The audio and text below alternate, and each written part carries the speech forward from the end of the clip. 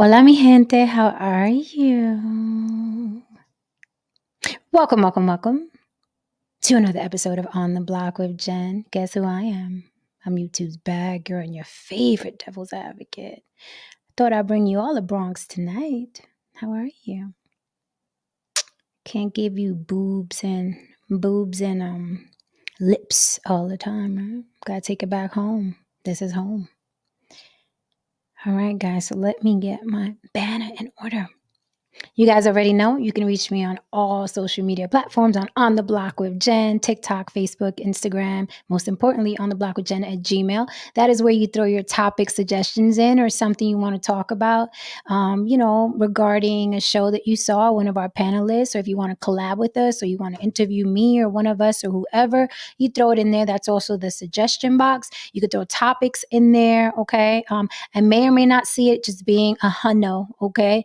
I get a lot of email in there, but I may see yours. And if it's really, really good and spicy for the show, and I think it's good for myself and my panel, we will definitely spin it. Also, if you want to collab with us as well, everybody's welcome on my panel, as you saw last night. If you were watching last night, it doesn't always work out for people when they come up with us, but it's fun nonetheless, okay? So you guys already know the rules. We don't argue with avatars here, so you have to show your face, and you can't get booted if you act the monkey ass fool up here. Those are just the rules, right? I can't go to your house and jump on the couch. You can't come to my house and jump on the couch, okay? So I ask for respect. We will do our best to reciprocate long as you don't act the monkey ass fool up here, okay? Hope you caught yesterday's show. It was very, very interesting. It was about Andrew Tate followers, right? Which I call the tater tots. The tater tots were very spicy in the comments from last night to today.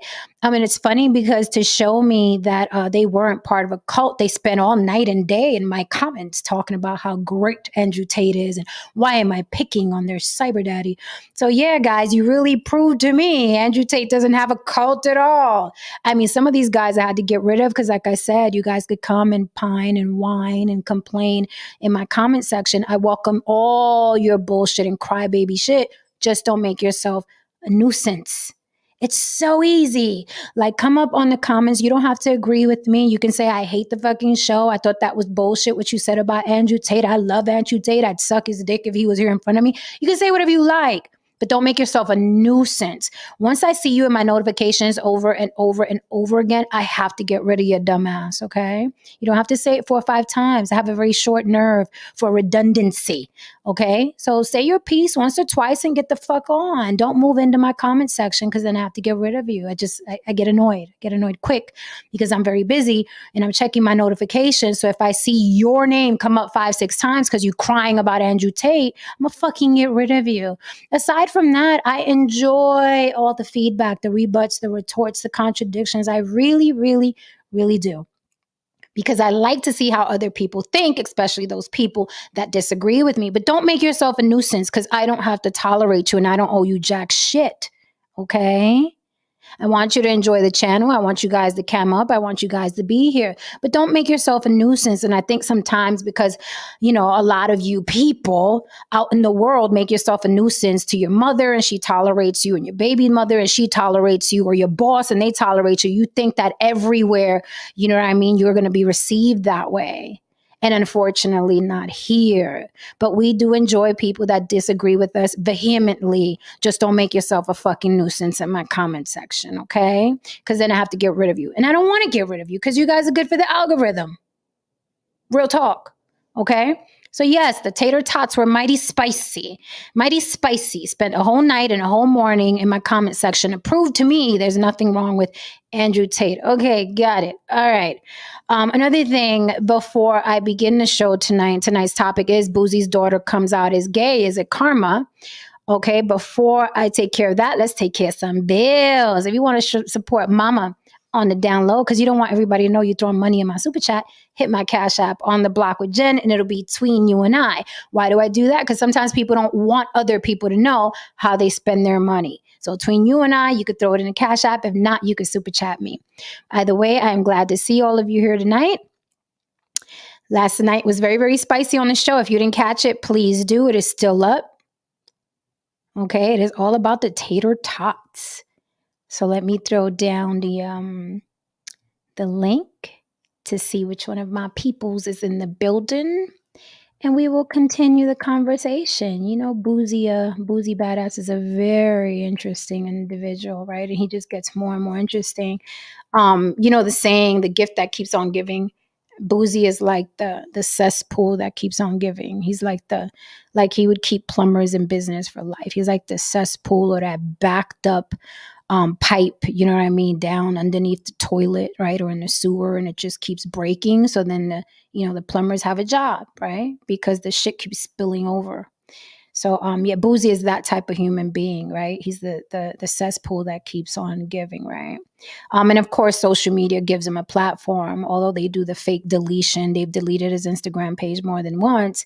But it's a fake deletion. I actually I'm starting to think that Instagram and Twitter and what have you, and those social media platforms, I think they purposely delete people just so it makes the news, right? So it makes the rounds on social media, like, oh, Boozy got his page deleted, and then it takes your attention to Instagram, because a deletion is a deletion, right? What they do is just kind of like knock him off for a couple weeks, and then he just goes and makes another account, right?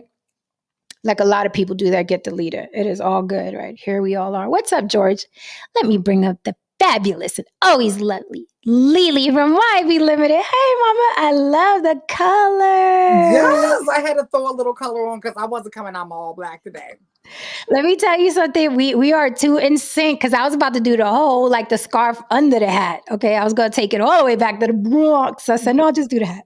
You know what's funny? I said she's either going to come up today with the scarf or the bamboo. You got me with the bamboo. So I was like, I felt it. I just felt it today. The girls are in sync. Yes. Oh, yeah. I'm giving them a little Bronx because we get sexy on the weekends. So I was like, I don't feel like it. I'm just going. I got Tim's on under here. You just can't see them. Well, you're lucky I'm wearing pants today. I think with one show last week I showed up with no pants. Okay, I didn't feel like wearing pants. Oh, that's me the whole summer. Like everybody knows, I stream in my panties the whole summer. The whole summer. Oh yeah. I'm the naked neighbor. I'm just too lazy to close the damn shades. That's all. They just do it at this point. Right. Oh, wait, Haran. Hi, darling. I thought you were going to be absent today. No, I feel so overdressed right now.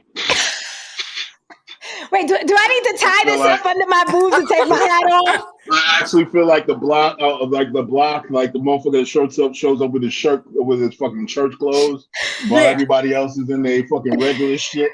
No, you're the one that gets off the train and walks by because you have a real job, and we all looking at you like, you think you all that? Your real job having motherfucker. Right. You're the guy that gets to the stoop and is like, excuse me, so you can get in the building, and you interrupted me and my 40. Right. Okay? I got to move my 40 because you got to get up the stairs after work. In the building you pay rent at. I don't even live here. And I pay Section 8 here. Exactly. But you making us move. Making us move. Ladies and gentlemen, that shit is more authentic than you can imagine. That shit really happens. That shit really happens. Oh my God. Yo, they be catching the attitude when you're like, excuse me, can I get in my building where I pay my rent? No, it's that, unfortunately, I have a friend a couple of years ago, not funny story. He had just had his daughter, him and his wife, and the baby was like 2 weeks old, so staying in the room with them, like, most parents do. Mm-hmm. And they was out in the stoop, loud, talking, smoking their weed, drinking. That's what they do. But he didn't mind, them chilling. But he was like, let me just tell him to keep it down a little bit because my baby's trying to sleep. She's 2 weeks. Oh, Lord. He's no longer here, you all. Okay. Yeah, I figured as much. Yeah. I figured it. Oh, Lord. Why did I know that was exactly where that train Because you from New York, baby. That's why. Yeah, that's usually how those things end up. That's why I like, I'm telling you, I appreciate my dad more and more and more. Because a similar thing almost happened one day 8-9 years ago, mm-hmm. in St. Louis, when mm-hmm. my child was a newborn, mm-hmm. and I got into an argument with 4 dudes who were just they were upstairs and they were just causing too much chaos while my newborn was trying to sleep. And I went down there and I basically gave them a talking to. And it also turned into something. Right. But someone else actually, you know what I mean? Actually, my child's mother at the time, they actually caught her actually calling the cops. And they was approaching me like they was ready to, you know what I mean, to get it popping. And I was like, okay, looks like this is going to turn into something else tonight. You know what I mean? But I ain't gonna lie, if she did not do that, or if they didn't see her actually doing that, I'd probably been in the middle of that street having it out with 4 dudes. Yeah, it's just, it's a shame. I mean, some people are cool, you know what I mean? But them neighborhoods and the slightest little, you know what I mean, argument could turn deadly, unfortunately, where we come from. Unfortunately, that's how it is. That is how it is. I've seen a lot of people lose their life over the most dumb things. Wait a minute. It was the processed food that did. I know. I was about to say, I see this is about to be an interesting stream already. Hold on. Wait a minute. Maybe I shouldn't have came. Maybe wait a minute. Start this one out today, man. First off, thank you for the super chat. Big Elvis and Chef Rosenberg. Elvis says his daughter is not because of father or karma. It was the processed food that did it. Well, fuck, I need to be eating pussy right now. If it's the processed food, it's organic. I should be eating pussy right now, damn it. All the processed food I done ate my entire life. I used to Chef Boyardee all the fucking day. So if you don't shop at Whole Foods, you're going to be gay? You're going to be gay if you don't shop at Whole Foods? No, bro, I believe it's Whole Foods right down the block. Well, no, that's right. And you've been eating pussy. So. Right, exactly. And you know what? He might have a point, because when I went down to Whole Foods and got me some meat, I felt straight into the motherfucker after I ate that steak that I bought, man. Yeah. I felt very masculine and straight. There's something very ungay about this. We love it. We love it, Elvis. We love it. But I'm just saying, if that's what causes, I should have been eating lots of cooch, because I am one processed food eating motherfucker. Like, people look at my body and they're like, "Hey, you've been working out." First, I just started fucking working out late in my life, in my 40s, in my late 40s. First time ever having a gym membership, Lily. First time ever, and got me a trainer. I haven't had one yet. my whole life I've been this size, and I've eaten. If you were to look in my cabinets, you'd be like, "No, where is the plus size woman that lives in this house?" I know it's not you. Wait a minute. This is the first time you had a gym membership? This is the first time in my life. I swear on everything I know and love. First time in my life. It started, I tell you, about 3 years ago, if that. Like 3 years ago. Let me ask you something. Yes. That photo where you showed me where your fucking abs are ripped. I know what photo you're talking about. I know what photo you're talking about. You weren't in the gym then? I was not. You know how I got that? I laughed. My friend was taking pictures of me. And then my friend, he always has to get a laughing picture when he does a photo shoot with a girl. So he'll say something stupid. And I laughed, and I was about to get up, and he took that shot. I was not in the gym. I've never had a gym membership either.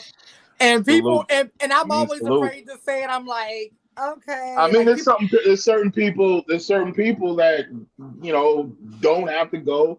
And there's certain people that do have to go. And there's certain people that go and don't look like they go. Yes. So it's just, I mean, like, I don't even, that's I owe it to my daddy, because I'm like, my obliques are crazy. Yeah. My abs are crazy. Nuts. Yeah. I give it to you, man.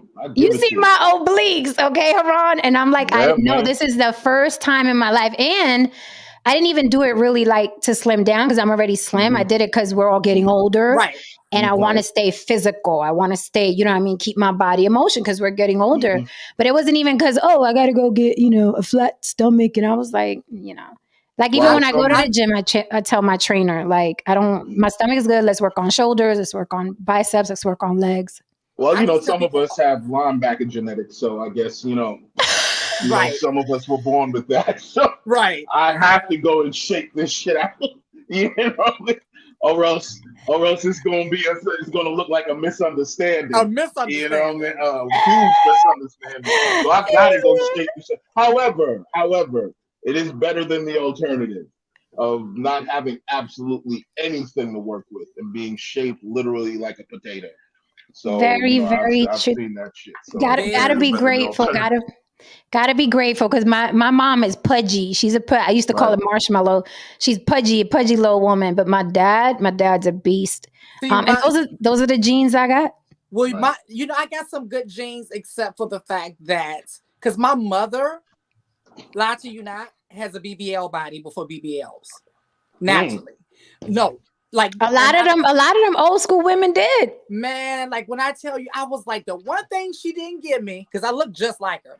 The Mhm. only thing she didn't give me that her butt looks like a freaking work of art. I'm like, what did I get that? Mm. But I have like the frame of my dad too. My dad is 71 and he's still the same size he was in high schools, and but I do walk 5 miles a day for the same reason that you said, Jen. Right. It's just that time. It's that Yes, time. well, and I love to walk. It's my meditation. Like I feel the freest and the most like happy. I go away. I'm not even here when I'm on my 5 mile. Awesome. Yeah. Awesome. Code Red made me laugh because he said Jen was on the block doing pull-ups and shit on the subway, actually. On the subway, actually. You know the pole that you hold on to on the train? Me and the girls, okay? On the subway. So you're correct, Code Red. You're You know what's correct. really funny? Because the big hoopla with Jonathan Majors, how in shape he is, and he is. I was telling dude, like I was telling motherfuckers who was making a big stink out of it. I'm like literally every dude that came home from jail in the '90s looked like that. Yeah. You know what I'm saying? Yeah. I mean, especially in New York. Yeah. Like, and all they did was like pull-ups and push-ups for like their whole jail sentence. We always knew when they came home because they would get off the train with that big brown paper bag. Yep. We're like, yo, shit, you home, Charlie Rock? Yep. Yeah. I still be seeing them. Do you know that dude that be in Harlem? It's this dude that be working out right in the medium, right on 125, and he be like doing the pull-ups on the I remember guys doing that, but I don't know if it's the same guy, but I remember guys doing that on the lights. He a little cuckoo, but his body, like I be looking, I just be like, every time he look this way, I look back that way. Like I don't want no problems. Yo, y'all crackheads with Diesel too? Like I know our crackheads with Diesel out in Queens. Like a lot of our male crackheads with Diesel is fuck. I remember a lot of ladies. George Cook, thank you for that message you sent. George Cook says, I saw you doing squats on the Smith machine. Does your gym have a legit squat rack where you can squat with free weights? Yes. That video you talking about, I was literally doing that for the video, but I do the free weights when I do squats. Yeah, I do the free weights with my trainer spotting me. Yeah, I don't use that machine, the one that's like connected to the and then you hook it up. Yeah, I don't use that one. And my trainer, for some reason, he thinks I'm some sort of, I don't know what he thinks when he looks at me. But I'm like, I don't need 150 pounds on this bar, Reese. I don't need it. But apparently he thinks that, Yeah. And I knew he was doing too much when the chick from the counter, she walked up to the rack and I'm tiny. I mean, Lily, now you could legit see, no, I'm tiny in person. And just as gorgeous, actually more gorgeous in person. Lily, don't. That was the first thing I said. I was like, oh my God, you're more gorgeous in person. Tee. I bet you say that to all the crazy Puerto Rican women you know. Like a cute little Funko. The cute little Funko Pop. Like, oh my goodness! Wow. I'm a fun size, little fun size crazy person. So the lady at the counter walked over to her. She told my trainer, "You got her squatting 135 already." And I was like, "Yo, if she's asking, you putting too much weight on me, Reese." He was like, "You could do it. Come on, let's go." I was like, "God damn." That is very impressive though, to be squatting 135 and I weigh 115. Yeah, not to be funny, but to be that size, squatting 135 pounds, that's very impressive. Thank you. But I looked at my trainer like I knew you was doing too much. She came all the way over to the rack and asked you why you were doing that to me.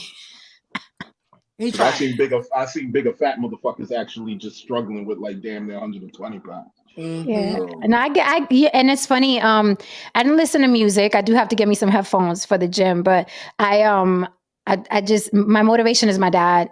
Oh Like wow.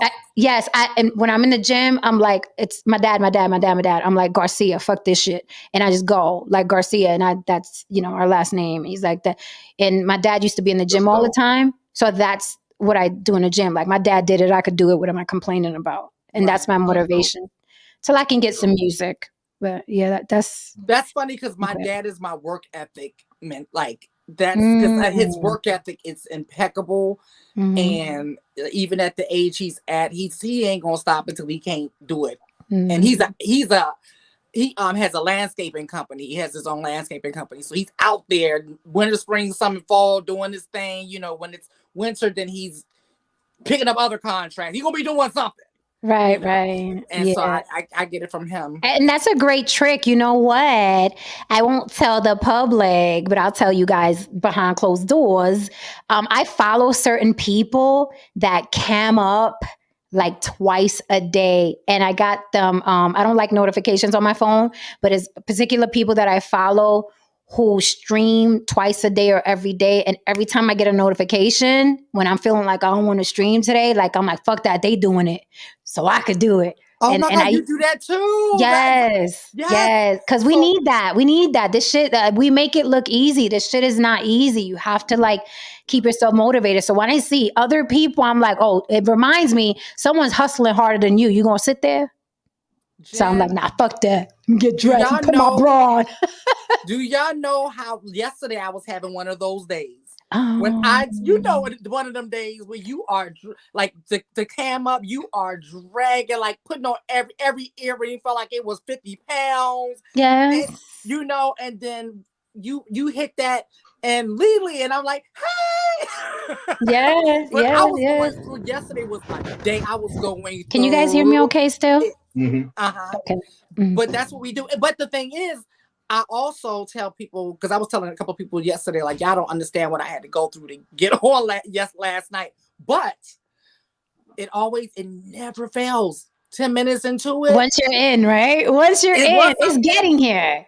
It's getting here. That's the problem. Yes. But once we're here, it's like, but I'm the same way. I'm like, fuck, I be sitting there and I meditate before I come on. Like, I'm telling you, to be good, you have to have a system. Everybody has to have a system. It's not easy for anybody. Everybody has their own little process, but that's what I do. That's what helps me for whoever's listening. When I don't feel motivated, I follow people that are always on the grind. And it reminds you like, you could parlay if you want, but there's 10 people out there who will take your place in an instant because they're working harder than you. And that's how people we think are mediocre get on television. When we look at people, no matter what genre we're in, whether it's model, musician, actress, like we look at these people and we're like, she's so corny, he's so corny. How did that happen? It's just because they did it more than you. Yes. I have a system myself though. It's a little bit less audacious than you guys. My system is I remind myself nobody gives a fuck. So you have to make it. Okay, I like that one too. Make the world give a fuck. And that's how you succeed in life. You make the world give a fuck. Nobody cares. Work harder. Nobody cares. That's it. My other one is what will Beyonce do? That's what I do in the morning when I have to get up. Outside eating tons of Popeye's chicken. And wearing a girdle after. What would Beyonce do? What would Beyonce do? You know what's funny? Let's give the people some entertainment now. And speaking of entertainment, I got a lot of calls and texts about last night. Oh, you didn't hear my little. Let me read this real quick so we can move on from this. Dispenser says squats on the Smith machine can be bad for your joints. The machine locks you into a fixed position and puts tension on the ligaments. Yeah, I don't use that. So I'm not going to get into a debate about Smith machines, but they do have a place. He has a point, but they do have a place if you know what you're doing. Yeah. And you put 10 trainers in a room, you're going to get 10 different answers. stories. And they all might not be wrong per se. Right. They all Right. might not be wrong. You know. Right. So I wanted to say, did you see the speaking of Beyonce? Did you see the tiff that was going on with the Beehive and Stephanie Mills because she said what she said about Diana Ross? Basically, Stephanie Mills was on Vlad TV. Why is Stephanie Mills, an icon like Stephanie Mills, on Vlad TV? I Who love knows, that. right? Right. Who knows, right? But she was there, and some dude asked her. It wasn't Vlad because I know Vlad's voice. Basically, asked her. Beyonce is the new. These setup questions. Beyonce is like the new Diana Ross. So Stephanie Mills. I mean, come on. What do you think Stephanie Mills is gonna say? She was just like, from a "There's no." different era. Right. She was like, there's no such thing. Like, they're two different people. She was like, Diana, like, we all wanted to be Diana Ross, and she was classy. She was something else. Beyonce is like hip hop. What younger people and older people need to understand is this. Depending on what generation you're in, is what you are going to relate to. It's just that simple. I'm a Mariah fan. I don't connect with Ariana Grande. And me saying that is not taken away from her because I can see why they connect with her because she is giving them that new age Mariah-esque type situation. I get it. It just doesn't connect with my 42-year-old behind. That's all it is. 41, 42 next couple weeks. I mean, you have a good point. Like Jen says that Sam Smith is better than George Michael. And I was like, I don't know. I said his range. Of course. Now, if you gave me, tickets, I'm gonna go see George. Whether he's but in even that, or wherever he is. I'm kind of like, but to the point of what you just said, Lily, maybe that's just me holding on to my nostalgia and me growing up with George Michael. Because I mean, when we grew up, George was the shit. But can we agree some singers, whether we're nostalgic about them or not, don't have the range as some other people? Oh, of course. We could definitely agree on that. Right? Because I love Sade, I'd push somebody onto oncoming traffic. But then Ariana Grande could blow the roof off a church. Right. That little thing. But that's why I use that analogy because Ariana does have a thing. She has a lot of things. It's just the age thing. That's all it is. Right. But it's not like me comparing a Stephanie Mills to a Summer Walker. It's like, okay, now we're not gonna do that. That's what we're not gonna do. Okay, we can't even put them in the same sentence. Yeah, that's what we're not going to do. Because if you saw how Stephanie Mills held down that Shaka Khan, she had to sing her songs and Shaka songs. I saw. Well, to defend Shaka, she was being Shaka, which means she was drunk as shit.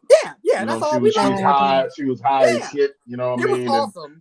It was amazing though, because it was just like Shaka was really just being Shaka Khan. But I think that's what happens remember back in my day, back in the day, there were the children's table. You go to any event, the kids hung out with the kids, the adults had the adult talk. Social media threw us all in together. Yes. And we're all in each other's timelines and in each other's faces, and we're minding each other's business, basically. That's like, you know what I mean? Now there are some artists that just transcend, like Doja Cat. I love some Doja Cat. You talking about talent? You talking about visuals? I love me some Doja Cat. Oh my God, her visuals and she makes it look so easy and so natural to be a good singer, a good rapper, a good writer, a good producer. Like Doja is the cat. So there are some, but it just social media threw us all together. Like there's no reason why anyone, but it's a setup question. So it can make the blogs.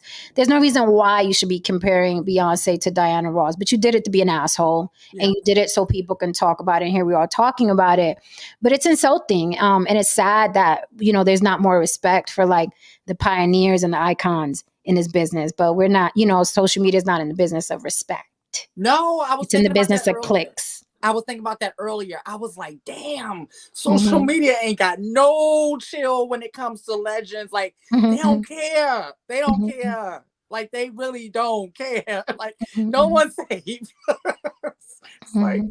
it's And it's this right, crazy. I have to disagree, Keith David. I have to disagree when people say stuff like without Selena, there would be no Jennifer Lopez.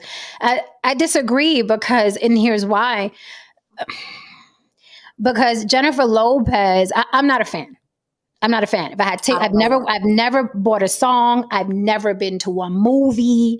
If you Yeah. gave me Jenna, she was out here in Vegas, residency. I wouldn't. You give me tickets to that show, I am selling them bitches and going to see a honky tonk band that I like playing live Yeah. out here in the bar, in a Yeah. dive bar, right?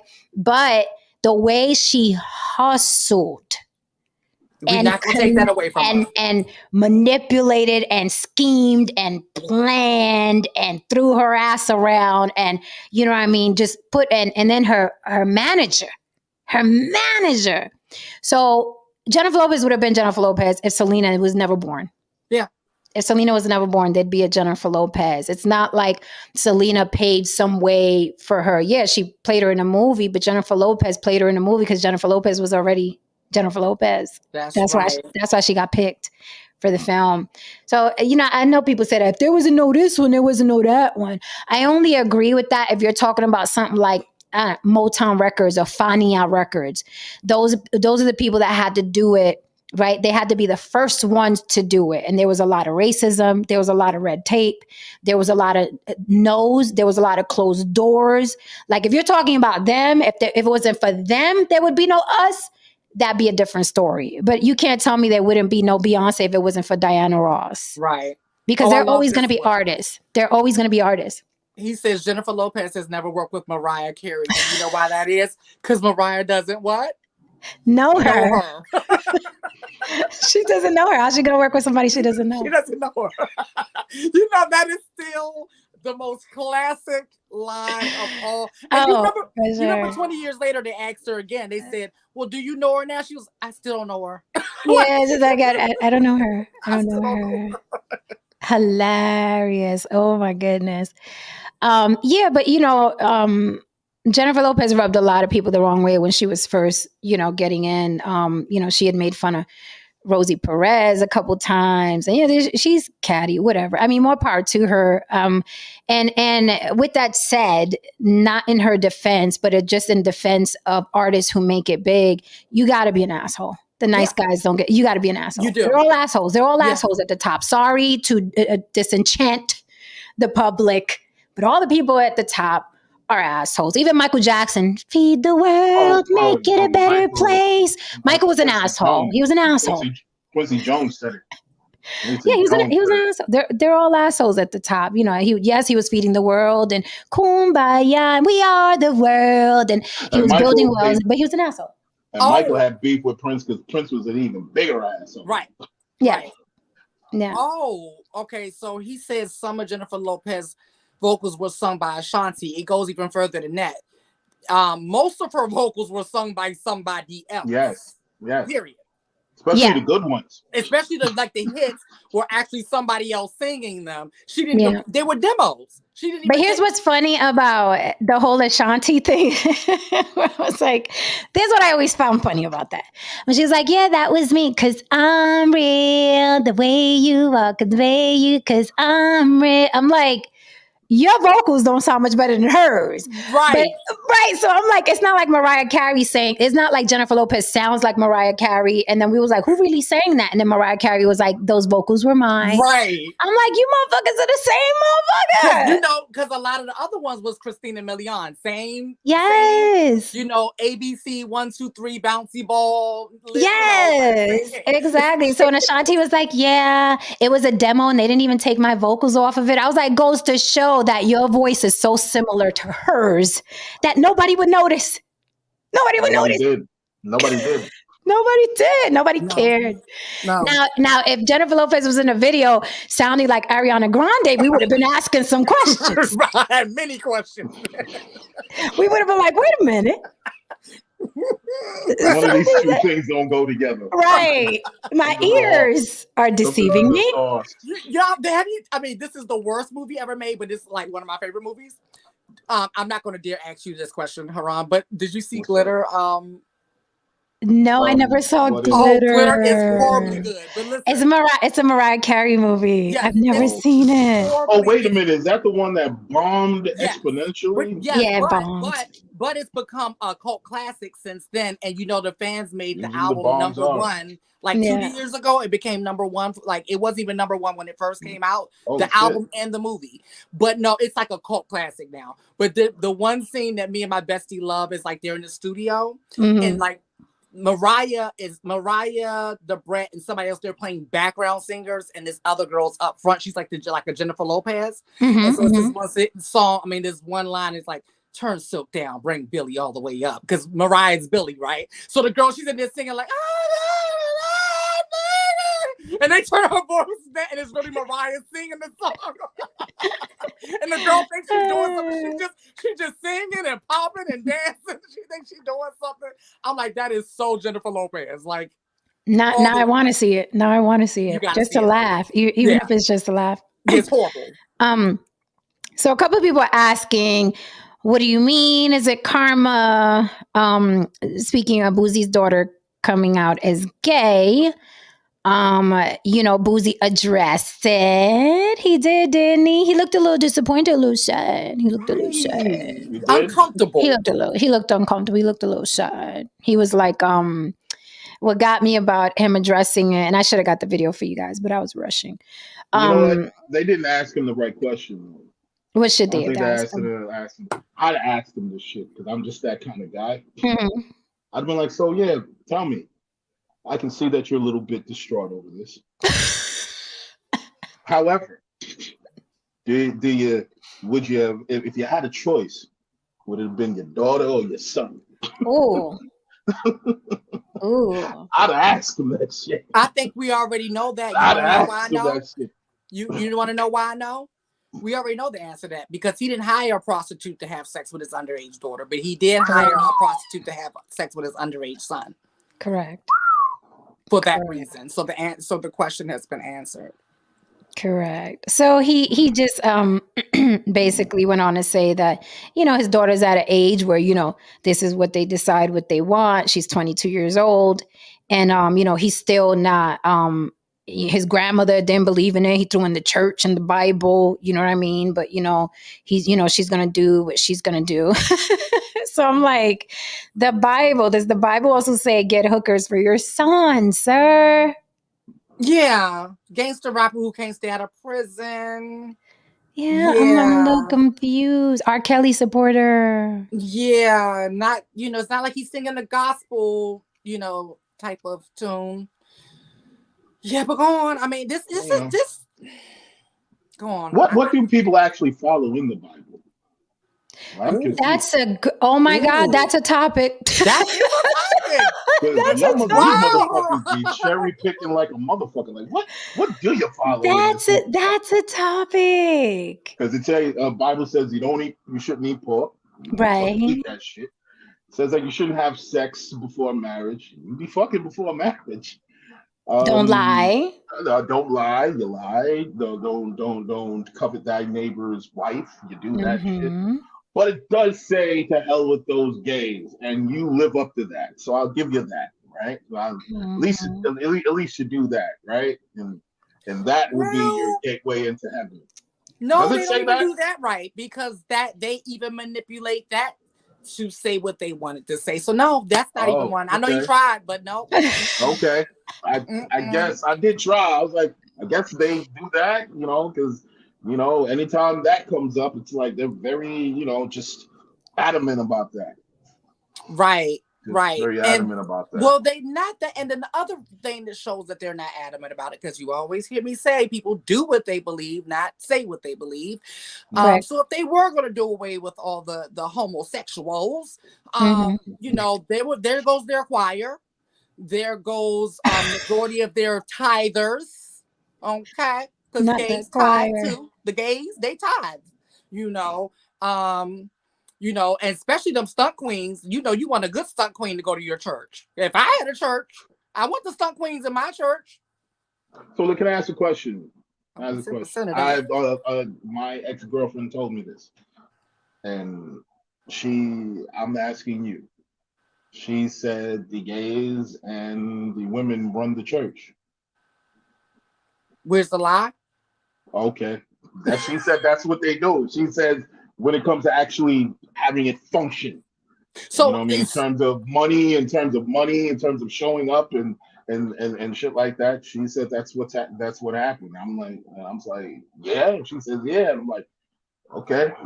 well, yeah. Remember, I told you the story about me working in the music industry and the gospel music industry for about 3 years. Oh no, I didn't know you worked in the gospel music industry. I didn't know that. Oh yeah. Yeah. Oh All wow. the stories are good. That shit is worse than the It actual secular is. music industry, man. It is. No, it really It is. is.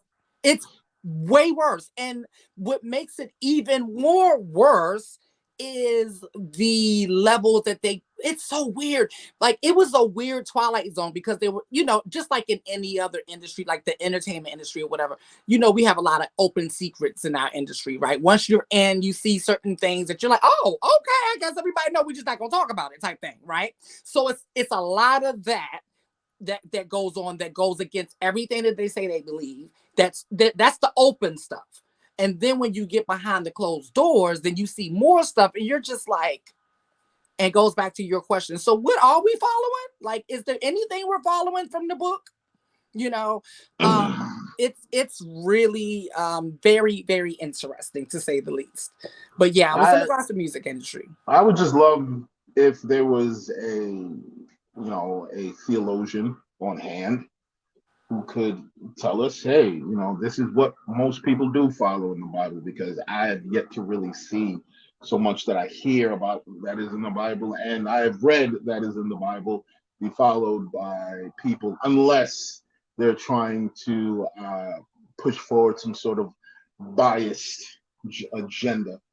And they pull a scripture out of a book nobody fucking reads, like Deuteronomy verse 2 chapter 19 or something like that, or some shit, and they just pull that out and they recite it, and they back up the fact why they should be a passport bro or some shit like that based on the goddamn Bible verse. So I'm just curious. We got to come back to that one. But I watched it. I rolled my eyes for so many reasons. Boosie is literally a walking ball of contradiction, which as a content creator, I'm here for it. Because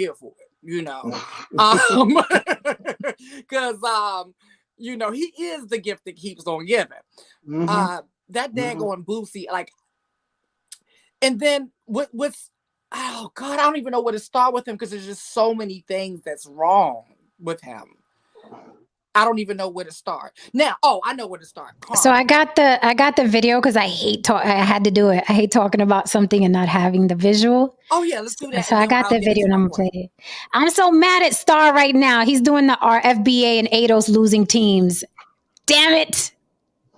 He had to go on when I'm on. You know when we rap, I'm gonna run over there. Like, what was said? Let's get into it. He'll probably still have it popping. Right. Our FBA and ADOS losing teams.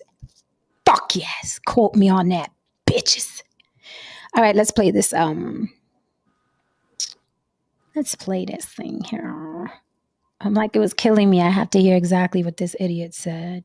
All right, here's Boosie on his daughter coming out. Her coming out at this age that's the time you that's when you know what you want.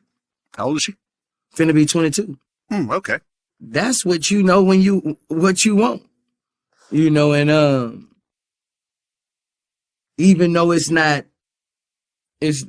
won't be accepted as far as, because I don't want nobody in my other family to think it's okay. But what she does, we're gonna love her to death. We're gonna love her, we're gonna love her to death. But at the same time, it's our family, it's never been that way. It's never been accepted. It's never, we had our preacher, grandfather, grandmother, preacher, but at the same time, she grown. She can do what the hell she wants. Yeah.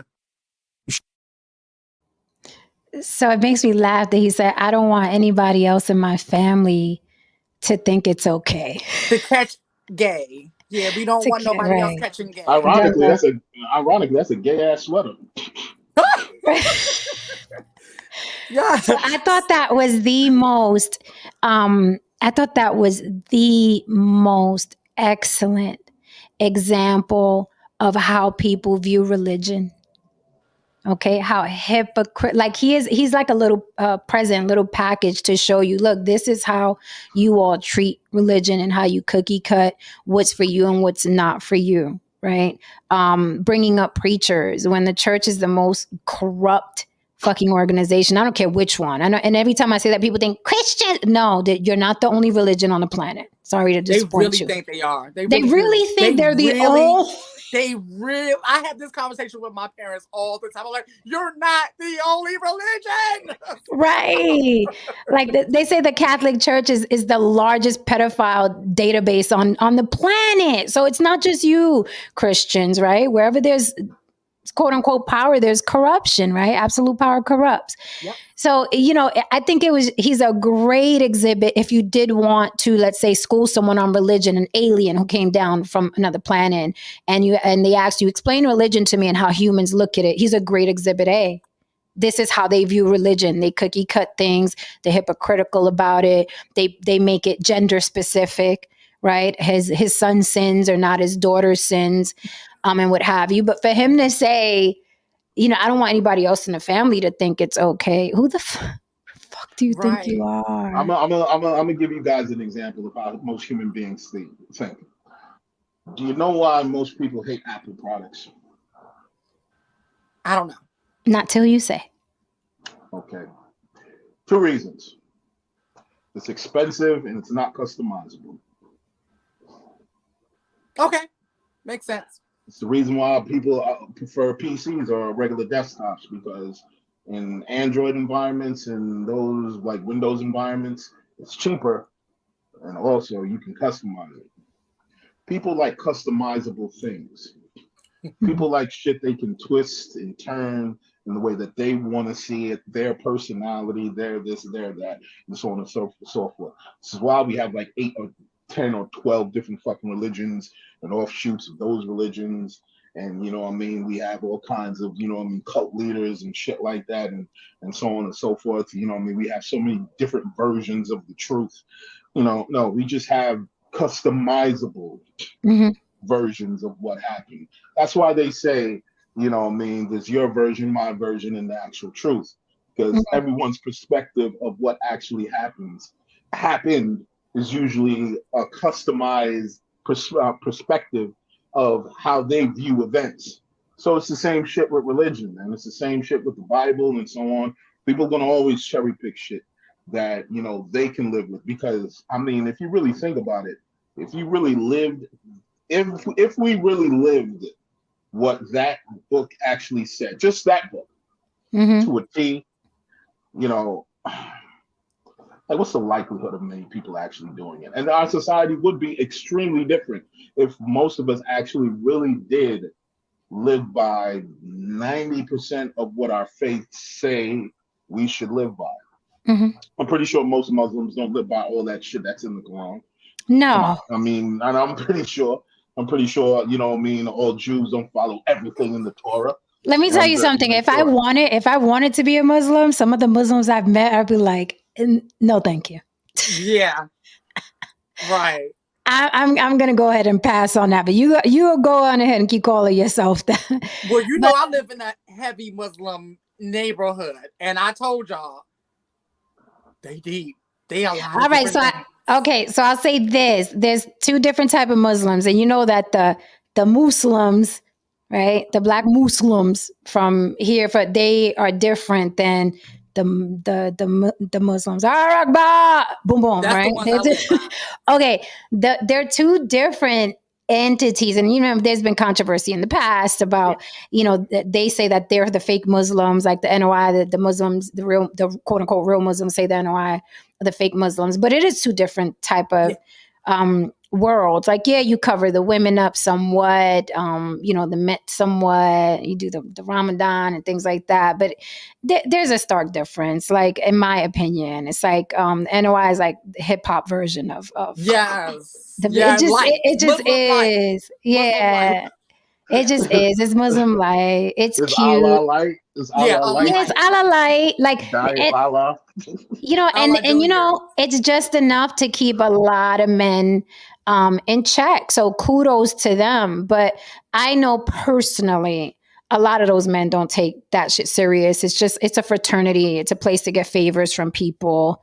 You know what I mean? There's a lot of camaraderie. So it's like, hey, I don't have a car. Lend me a car. It's that type of shit. But it's not really heartfelt. Like, I want to praise Allah and I'm praying on a rug 5 times a day and I'm fasting. But it's like, yo, son, I need a job. So can you hook me up? It's that type of thing. I've seen more of that than I've seen more Muslims be devout. And then it's also just an organization, I think, that concentrates too much, if in my opinion, respectfully, concentrates too much on white supremacy, like obsesses over white supremacy. And that, in my opinion, wastes a lot of time. While taking white people money. Oh yes. Oh yes. Let's not forget about that. Yeah. You should get that cough looked at her. Yeah, because we had somebody up here before. The nagging cough. A white I woman.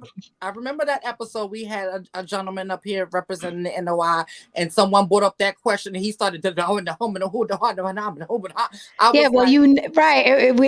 the what was it? That shit was funny as fuck too. Well, you got the honorable whoever, just put in a name. The honorable blah blah, says study the white man. I was like, oh, okay. Is that what the Muslims in the Middle East? They want to study his money. Are they?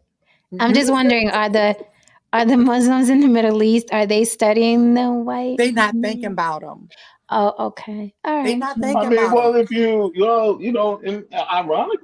ironically, by sitting there and saying that the honorable whomsoever, if they say that you sit there and study the white man, they are using bits of his doctrine by going wherever the goddamn money goes.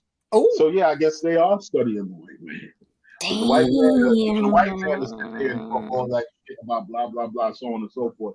But the white man gonna go where the money is. Hello. Even if his pastor or his whomsoever says that's a dirty Negro and don't roll around with those spicks. Very true.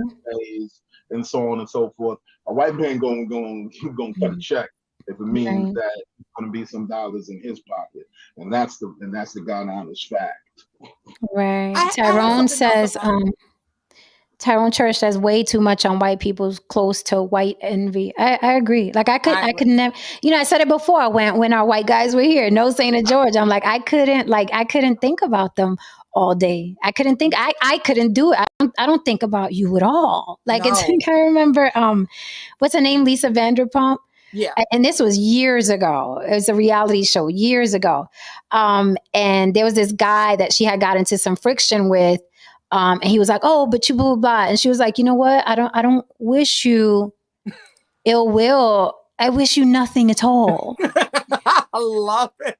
And it stuck with me because I'm like, that's like, when you become indifferent to somebody, like they can't affect you good or bad. People think hate and anger is the opposite of love and affinity. No, that's not the opposite. It's still an emotion attached to that person. Yes. But if I wish you nothing at all, I don't even think about you. And that's how I feel about the quote unquote white supremacy. It's like, I don't think I got shit to do. I don't think about you at all. Yeah.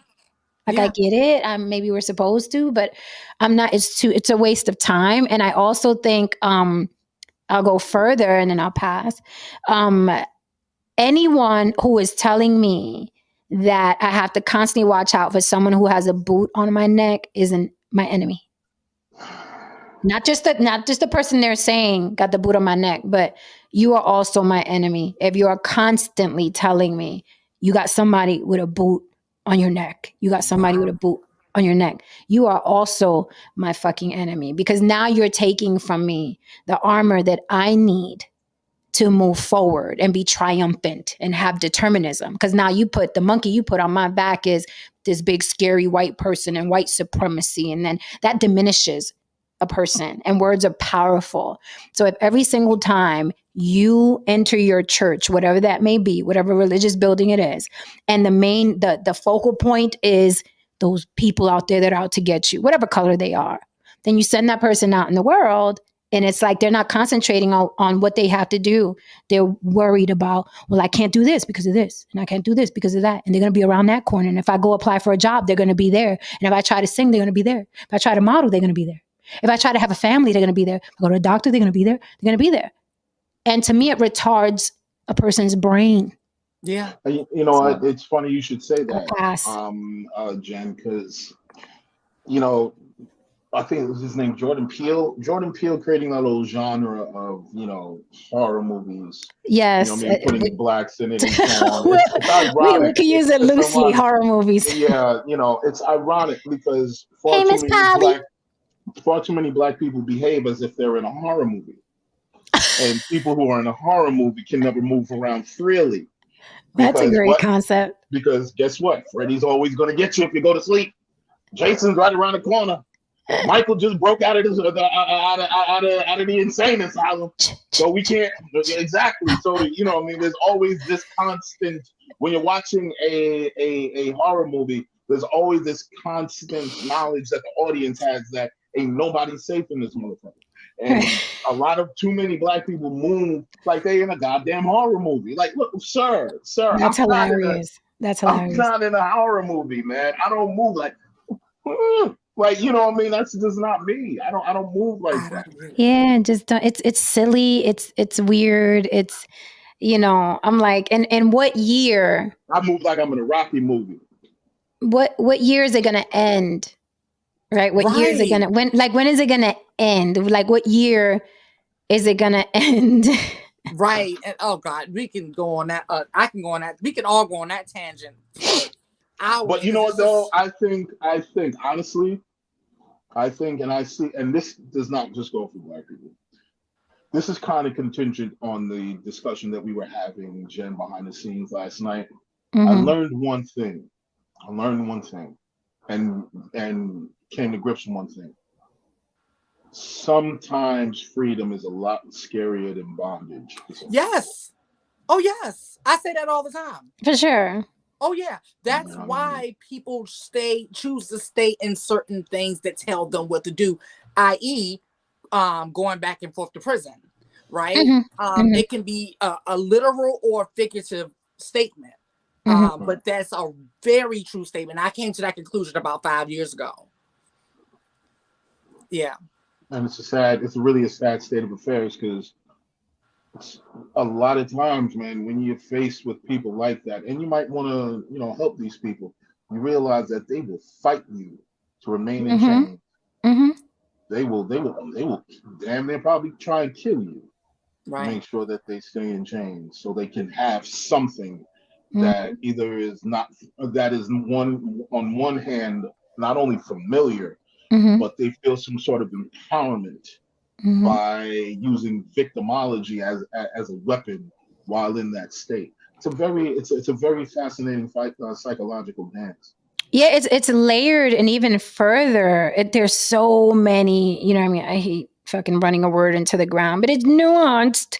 Mm-hmm. But there's so many layers to it because I've even seen people, right, choose religion, right? Anyone in particular, choose religion to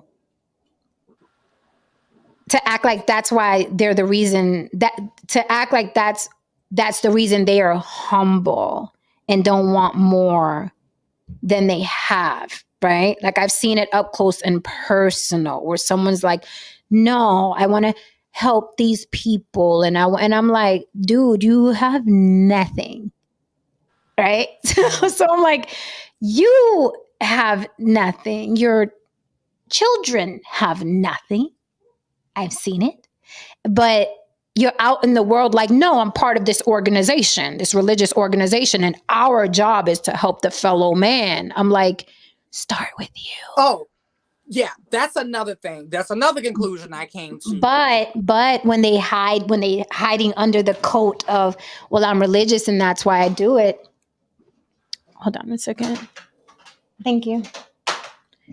When they behind the religious curtain of, no, this is why I'm doing it, it's easy to, it's kind of like, it's the past, like they're giving you that past, that ID, like, no, I'm religious, this is why I have nothing, and this is why I'm helping other people instead of myself. See, look, I'm religious. Okay. Right. And Right. that's how I feel about a lot of group things. It resolves you from having to think for yourself. And so that's what religion, I dare to say, I know people people ready to take out their pitchforks when I say what I'm about to say, but fraternities and sororities, I feel that way. I know. I just, any gangs, right? It's like that. They have to have that strength in numbers. I need people to think like me, and we all, they can't stand alone and with a singular thought and say, I don't give a damn who agrees with me. This is what I feel. This is what I believe, and I'm standing on that. But they have to be a part of a group or an association, which for me has always been weird. I've tried to like do the assimilation thing, but I can't do it. It's so inauthentic to me. It's so unnatural for me to try to, because what happens is when you get into these groups, right, you have to pledge allegiance to everything that they claim to believe in. You can't question anything. No, you can't question anything. And I'm just not that guy. I'm not. That's weird. Even with the topic that we're talking about now, even with LGBT topics and things like that, I don't agree with everything, a lot of things that they say. At the same time, I am careful of how I speak about it publicly on, public platforms, because that is, a part of my community. But, I kind of, but I know I have my own view. Who's like, there's no way in the world, there's no group. I don't care if it's, because the us black community, we don't know what we're doing half the time. So how am I going to pledge allegiance and agree with that? Because we're all over the place. Americans, we're all over the place. Democrat, Republican, all over the place. So, I mean, that's what I don't understand about the group thinking and the group mentality. I don't get it. I don't get it. And that's why I want to pat us on the block with Jen, okay, on the back, because a lot of platforms, a lot of social media platforms, a lot of groups, a lot of religions, they play, right? They present, you're loved here no matter what, unconditionally, whatever your opinions are, right? Until a condition pops up. Right, until a condition pops up, or until you're being an individual in the way I don't like you to be an individual. You can be an individual unless it's something that I don't like, right? And a lot of people, they play that violin and they're full of shit. But here, honestly, truly, I can say that we've let all kinds of riffraff up here. We saw it last night. We let all kinds of people riffraff up here, and some of us have vehemently disagreed. We've looked at each other like, what in the hell? But you are allowed to have that opinion, even if it's the opposite of mine. You're allowed to have that religion, that lifestyle, that habit, that past, that future. It's all, and we literally, honestly do that here. But I noticed, like, with religion, it's like, no, we come as you are. Let a chick dress like a hooker walk into any Christian church. Come as you are. We all know it's going to happen. You're absolutely right. This is one of the reasons why, eventually, I'll start doing, my own streams and so on. But I'm going to make sure that I am as separated from the manosphere as much as possible. Because no, seriously, because I just don't do that groupthink shit like that. Like there's a number of things that there are a number of things in the manosphere that I agree with, but there's a whole lot of things where I'm just like, whoa, wait, slow down. You know what I mean? Like for instance, there are respectable women, that you should, if that is your goal, to be with what you perceive to be a respectable woman and so on, or whatever it is, you should focus on actually going in the direction of those women and not trying to change other women or anyone else. Just go to what you want in life. It's a lot simpler. It's a lot easier. It's literally it's a straight line. It's and mathematically speaking, the shortest distance between 2 points is a straight line. It's been proven. Now, I'll flat out come on any manosphere show and be like, I love the hoes. I don't know why y'all fronting. I don't know why y'all mad. Like, if there wasn't any hoes, this world would have been going to shit. You know what I mean? If there wasn't somebody that sucked the president's dick every once in a while when his wife was away, he probably would have been pressed the button. You know what I mean? So hey, I think that hoes have a place in this world. Like I said, Jesus was the biggest pimp. He stayed having a hoe around him. Said so in the Bible. You know what I mean? So he hung out with a bunch of misfits. You know, and what the funny thing is, the funny thing is that the people that are so hell bent on keeping the quote unquote hoe alive, the people that are so hell bent on diminishing women to being nothing more than a hoe are the ones that are constantly fucking her. Yeah. And singing about her and rapping about her and sleeping with her and having children with her and marrying her and ruining their marriage for her. So it's like your argument is, it's like a vegan walking in with cheeseburgers. It's like, if this is your argument, it's a little strange because you're always singing and rapping about her and she's always in, your text messages under Domino's Pizza. And so it's weird. The argument is it's weird. You're absolutely right, Jen, because,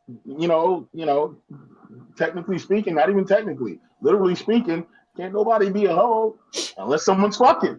Right. You know what I mean? But so you know it's what? quite obvious a lot of you are fucking her. Hey. You know what? I just thought about something. This is going to relate back to the topic. Mm-hmm. I'm assuming that the righteous Boosie, because little Boosie, is righteous. And so that's what y'all call him. Yeah, that's what we call him. Bussy boy. Yeah, little Bussy. Oh my God. So I'm assuming he has never had a threesome with two women before because he does not believe in this. With the family and the church, because we don't participate in that. No. No. Mm-hmm. No. I didn't to answer Mike Ike. I remember that Candy Mike and Ike. He said, "Why did you decide to debate Tariq Nasheed?" I have a stream a while back, maybe like 2 years back, where I explained that. I didn't choose to debate him. He went to my Instagram page and took a video off my Instagram page and used it as content for himself. And then the word got back to me. So I didn't choose to debate him. He took content from my page, made it his content. It got back to me. They told me, and then I saw him live, and then I went on his live and basically read him for filth. That's how that happened. But I didn't know who he was until people started telling me that he used my content. So I don't, I'm like Mariah when it comes to him. I don't know that man or his long dreadlocks that he swooped to the side. I don't know that man. Hot. That's real. See? You didn't see those pictures, Lily? I honestly didn't know about him until I seen the video that you went with them. Because when I when I have to come to here to send it to somebody and I put the name in, that video comes up, which I've never pressed. But that's literally, I'm no lie, I have no Bibles in here to put my hand on. But if I did, I will put my hand on and say I didn't know who he was before that. Yeah, and that's the funny thing that I keep trying to tell people that, but they don't get it. Like, YouTube is a planet amongst itself. It's like Pluto, Uranus, Mars, Saturn, Earth. It's not. It's a planet, and it's like, and I do it on purpose. I promise you, I do it on purpose. Like yesterday, I told you, I asked my friend, "Do you know who Andrew Tate is?" I do that on purpose to prove that I am not crazy, and people don't know people outside of this planet. Right. There's like YouTube popular, and then there's the rest of the world. But I did want to touch on this comment. I just want to say something real quick. I have I've been running around with GPT. It's like my new thing right now. I'll put you onto it afterwards, Jen. But I've been looking a lot up about that. Wait, what is it? Wait a minute. What's that? It's AI. It's AI. You can basically ask any kind of question to it. You know what I mean? And it'll Oh, you basically trying to get me spit back. plugged into the matrix? We're all plugged into the matrix now. I'm just trying to teach you how to manipulate this shit the way that you should. I'm trying to neofy you, girl. Okay, I'm Anyway, listening. I'm listening. anyway, I just want to read a quick, interesting passage. The Okay. issue of sexual suppression of women is complex and multifaceted, and is influenced by a variety of factors such as cultural and social norms, gender roles, religious beliefs, and individual attitudes towards sex. Some cultures and religions may promote the idea that female sexuality is shameful or immoral, and that it can lead to a woman being discouraged from expressing their sexuality or exploring their desires. In some cases, women may face societal pressure to conform to certain expectations of sexual behavior or face social and cultural consequences for being sexually active outside of traditional norms. Sexual suppression can also manifest in the form of sexual violence, including rape, sexual assault, and domestic violence. Mm-hmm. Women who experience sexual violence may be further marginalized and silenced by social norms and stigmatizations, Mm-hmm. preventing them from seeking help or speaking out about their experiences. It Mm-hmm. is important to recognize and address the issues of sexual suppression of women and to work towards creating a society that values and respects women's sexuality and sexual autonomy.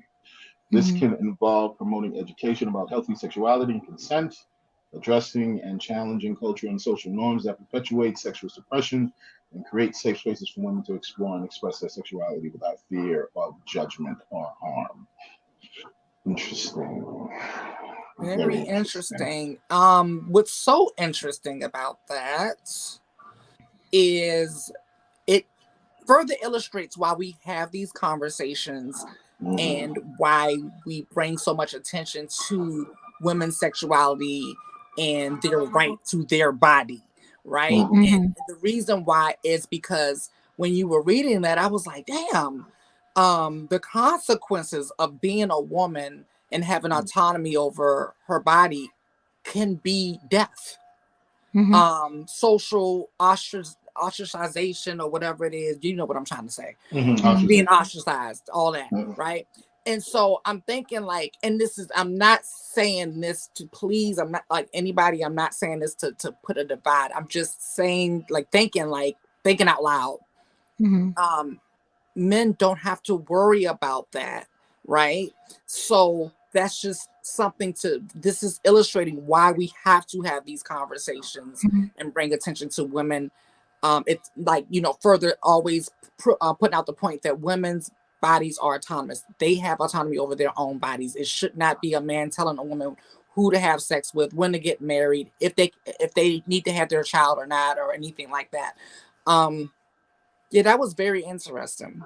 So here's the bigger question of all overall, because I often see: is religion really about God per se, or is it really about sexual discipline, enforcing ideas to make sure there's a degree of sexual discipline?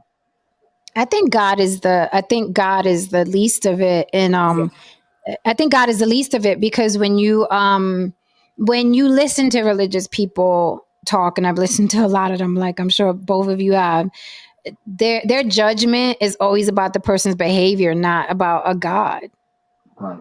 right? Like, why you're cheating, you're doing this, but blah, you're this and you're that type of person. Like, there's really no God in it. I do like this comment. Adam Hearn said Boosie may have influenced his daughter in becoming a lesbian with his behavior. Now, of course, there are people, and Lily, you can speak on this better than I can. But the reason why I picked this comment out is because, yes, if your parents are hell bent on keeping you from something, the child becomes curious. That is natural. Yeah. There's a lot of things that Boosie does. Um, So she just like I'm sorry, I'm just in the back of my mind. I got this visual of her just like, I don't know, Daddy really be on some bullshit. I think I'm gonna go try some pussy. yeah. This is all right. This is all No, Right. right. no, You it's like, know? yes, I mean, some people are born, but I'm like, you're gonna make me curious, if you're constantly Right. talking about it. Now I'm curious. Now it's in my head, Right. which proves my point from earlier and that we spoke about before. When you're in a home like Caribbean, we don't hear a white man in our home. So we're not curious about him. We don't fear him. We're not thinking, what is he going to do when I try to get a job, right? If we don't get the job, what do we do when we really want to work? We go look for another job. Right. Right? We don't pause to say the white man stopped me, or if we trying to get a loan, or if we were redlining, we like, well, I'm gonna keep going until I get this loan because I got to open up this business. I ain't got time to figure out who told me no. I need to get to the next door, right? So, similarly with this situation, it's like if you're constantly talking about a thing, right, in that person's home, then you make that person curious about that thing. What is it? I want to know. I'm thinking about this because that was my home. And it is definitely a possibility, right? It is definitely a possibility. There's so many possibilities. And let me be real clear about Boosie and my stance on him. My stance on him is just like a stance that I would have for Kevin Samuels or Andrew Tate. Like, to me, he's just entertaining, but I don't have strong feelings. You would think, people will want me to have these strong feelings about him. I really don't care outside of monetizing his stupidity. Okay. That's the only thing I care about. And to me, he is entertaining but at the same time, he can be borderline dangerous. With some of the things that he has said in the past.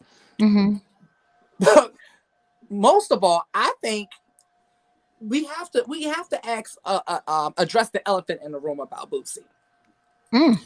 Okay, we got to go ahead and put it. Let's go ahead and call a thing a thing. What is his obsession with the LGBT community, specifically Lil Nas X? I think he got a thing for that little boy because he just how many times does Lil Nas X bring up this man, this dry, dusty, jaundiced eye man? He said jaundiced eye, man. I know exactly what you mean. But let me go deeper, Lily. Let me go deeper with your question. Pause. Please do. Let me go deeper. I use the That's little. how I like it. Whoa. It's almost Friday. It's almost Save it for Friday. tomorrow. Save it It's for tomorrow, almost Friday. man. It's almost Friday. It is almost. It's Friday Exactly. somewhere. Save it It's for Friday tomorrow. somewhere. Save it for tomorrow, baby. In South Hey. Korea. There you go. It is Friday in South Korea. Adam is funny. He said, "Where my cracker no saint at?" I don't know where no saint is, but George is parlaying in the chat. Let me go deeper than that, Lily. You said, what is his obsession, right? Because I feel the same way. When I hear men constantly talk about gay, I'm like, why are you thinking about it so much? But do you think out of all the races, because the African American or Black experience in America is very, very unique. It is a very, very unique experience. How they view manhood is unique. How they view femininity and masculinity. It's very, very unique. You got white suppression, but all that shit, right? Do you think that, and I'm going to use homophobia. I know people hate that word because they're like, I ain't scared of shit. It ain't homophobia. I'm just using it, just rock with me. I'm just using it for the sake of this conversation. Do you think that homophobia is damn near interwoven into the community because men have to be hyper masculine because there was so many years that they could not be masculine and their masculinity was taken from them, and they view homosexuality as not masculine, right? Even though I've met some gay men that are way, way more masculine than the ones I've argued with on this panel, but I digress. Well, it's also especially in Jamaica. It's also the no, it's the truth. It's also I the know. trauma. That's why I said, It's the trauma of buck breaking on the plantation. Mm-hmm. The I want to trauma take it a step further. It lingers. It still lingers. Mm-hmm. In addition to the buck breaking, Black men have been taught to put a lot of their worth in their sex, in their penis, in their sexual prowess. Like they've been over sexualized, and that's part of their worth. And so, which is not true. I don't look at it like that, Mhm. but I think subconsciously, because of the buck breaking and the society, it's like they make it as if a black man, because they over sexualize black men. I mean, come on, it's very, very clear. Or sports, their worth in sports or some type of entertainment, right? It's like that's what black men have been reduced to, and then a lot of them take on that moniker, and then they just put that they put their own worth in that, so they take it personally. That's Mhm. part of it, is where there's a lot of things that goes with Mhm. it, but I feel like that's another part. So let me ask a question and throw fuel on the fire. We're about to go 3 alarm. You ready? All right, I'm Okay. always ready. This is my favorite. Okay. Here All we right. go. Here we go. You ready? Buckle up. Do you think that black men being sexualized is the result of black women over sexualizing themselves constantly with the twerking, with the BBLs, with the ass cracks on the social media? Do you think that black men being over sexualized in this day and age, not on the plantation, but in this Right. day and age, do you think that black men are catching fallout from black women constantly putting their ass and tits on social media and twerking? They got to twerk and show their ass. And do you think there's some fallout there? Because who's over sexualizing black men? Black men don't over sexualize themselves on a constant like I see black women doing. Black women and white women over sexualize black men. Shit.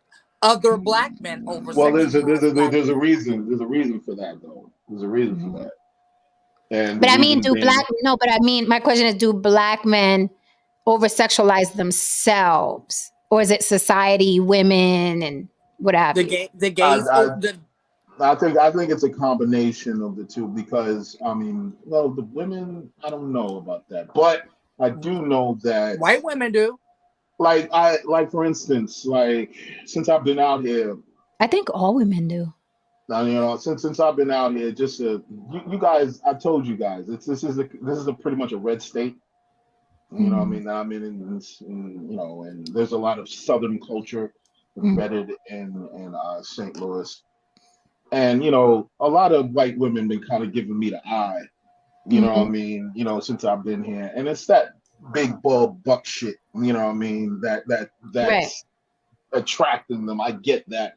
And unfortunately, yeah, that's what we're always going to be seen as. That we're always going to see him as some kind of tool for primal behavior, you know what I mean, sexual behavior to some degree by a lot of races, because okay, I'm going to give y'all some real straight up knowledge right here.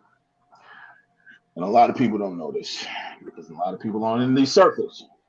Lily, I'm sure you have been in these circles, so maybe you can, support this statement I'm about to make. In sexual and let's just say in swingers environments and in sexual at sex parties and so on and so forth, black men are seen as gods. The power exchange is different. Like out in the real world, the power exchange, you can see it that the white man is the one who is coveted in terms of power and prestige. But in the darkness and behind those closed doors, the black man very much is treated very differently in those worlds. You know what I And mean? that's Because, why I'm saying very this. different. But Yeah. very differently, Jen, if you could see it. You know what I Mm. mean? Like they're treated Well, with a good degree of I respect can and all that. confess. I mean, I can confess. Like we keep it real up here. I can Mhm. confess. I think I'm guilty. If I think about it, I think I'm guilty of sexualizing black men because I don't see.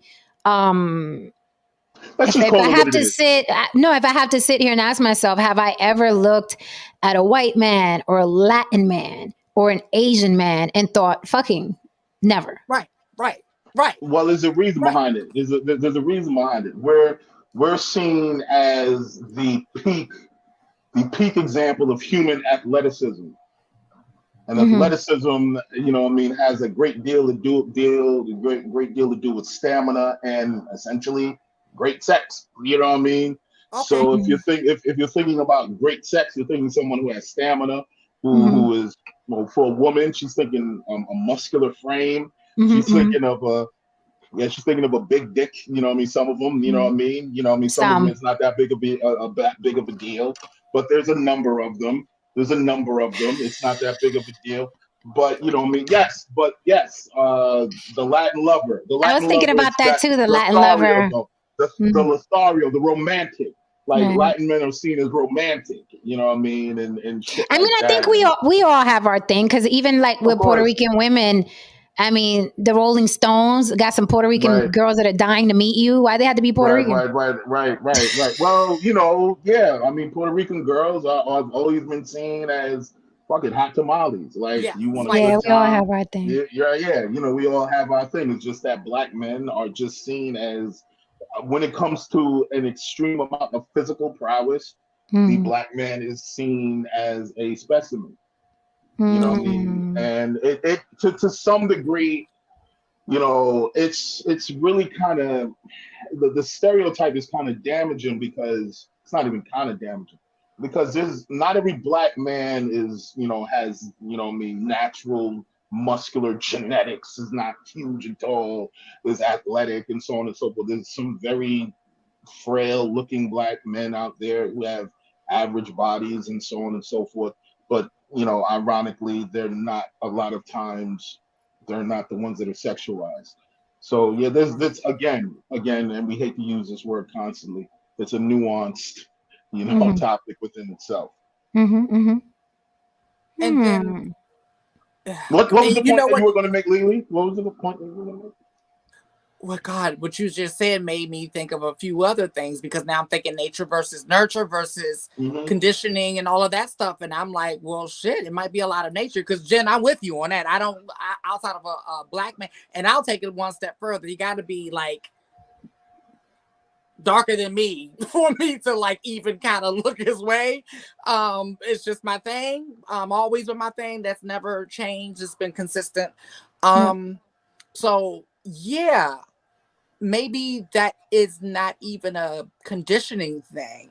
I mean, yeah, I'm sure conditioning plays a part for some people, but I feel for like most people, it would be everything that Haran named. I mean, it's just how the chips fell.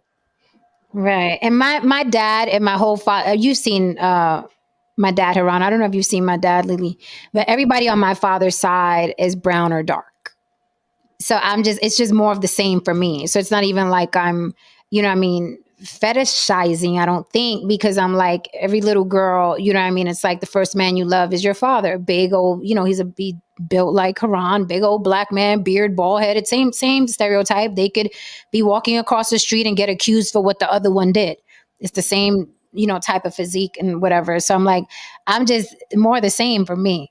Right. So it's like, it's my environment. So I don't think I'm coming from a place where it's like that wasn't regular in my house. And now I'm like, oh, I see it somewhere. And I'm like, that's different. I'm like, no, that's my dad. Like, that's what my uncles look like. That's what my grandma looked like. Like, you know, so yeah, I think it's different. I don't want to, you know, because I'm like, why do I like Venom? Venom is fucking black. And he's there's big. A downside to that. There's a downside to that, because not Terry Crews. Oh no. anytime I get stopped by the cops, I'm very careful, man. You know what I'm saying? I mean, I'm very careful about the situation, because I don't want it going left, and you know what I mean, because like I said, you know what I mean, it goes wrong for black people, but it can go especially wrong for big black people. You know what I'm saying? No, it's so very. It's like, I'm very delicate with the situation, because I don't know if I ever told y'all. Smart man. One time before, I was coming from the deli, and you know, I was coming from the deli. I was on my way home. This is when I was still in New Jersey. You know, I was coming from the deli, and I'm about to cross the street, and I heard someone said, "Yo," and I turned around.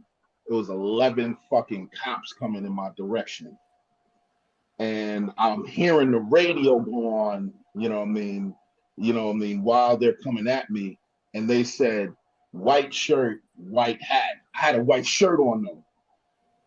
Now, if I'd had a white hat on with that Mm-hmm. white shirt, that probably could have went in a completely different direction. But when they said he has a white hat on, Mm-hmm. that's when they said, "All right, no, don't worry about it."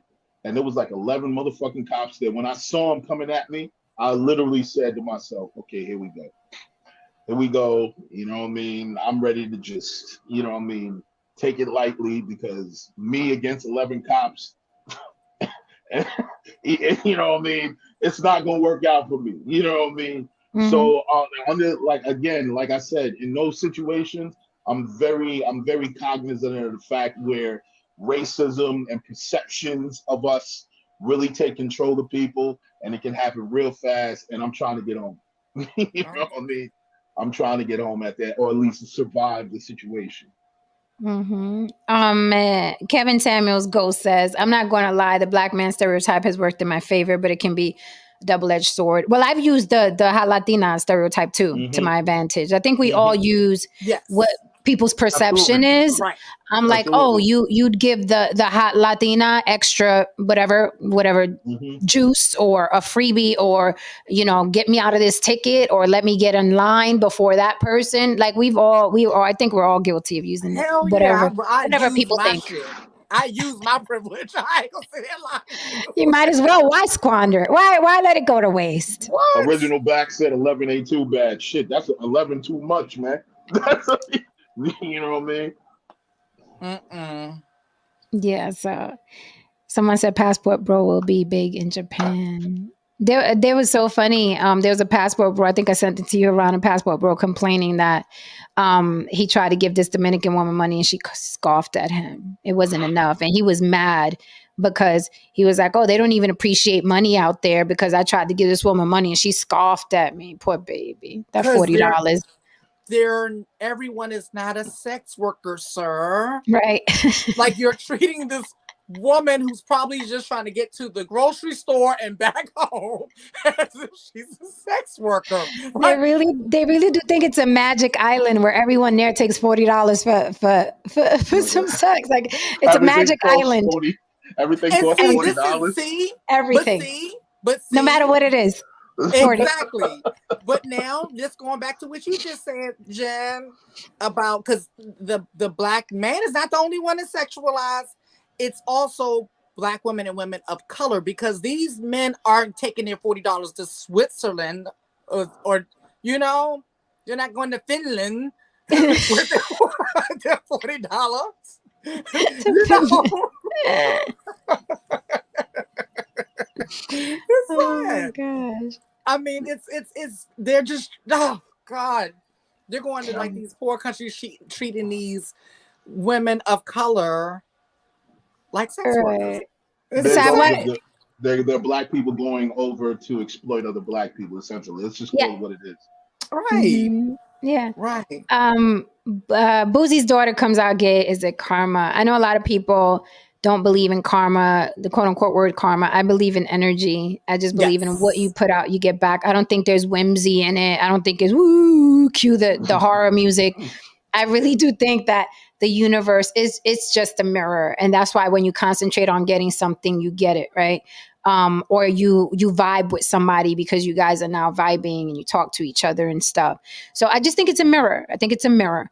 Um, but I will say that he put a certain energy out there. He put it out in the world, in the in the realm of his children, around in the environment, right? Yeah. So is it a possibility he put that out in the air and now it fell into his lap? Not saying that that little girl wasn't born gay. She could have been gay when she came out the womb. Who knows? But I'm saying for him, now it's in his cipher because it's something he concentrated on. So even if she was born gay, now it's in his lap because he was so hell bent on talking against it. And that is what I mean. Like you Oh, put I it was out sitting back. there and I've been sitting back, sipping slow, waiting for this day because I knew it was coming. I knew it was coming. It was. I literally. I've been saying this. I knew it was coming. So I just sat back and I said, "Oh, we're here. Okay." I just been sipping slow, waiting for it to, I didn't know if it was gonna be a son or daughter or both. Because he still have more. He still has more. Okay. Oh, yeah. Yeah. So I mean, it's usually how it goes. My mom always tells this story about her best friend. I had to make sure I was like, because her best friend that grew up, she do be kind of like finding me and stuff. She used to always make fun of black people with red hair. Her first son came out with red hair. Don't know to this day where it came from. My daughter's best friend is he's black with red hair, and his mom made him ashamed of it, and he dyes it black all the time. Wow.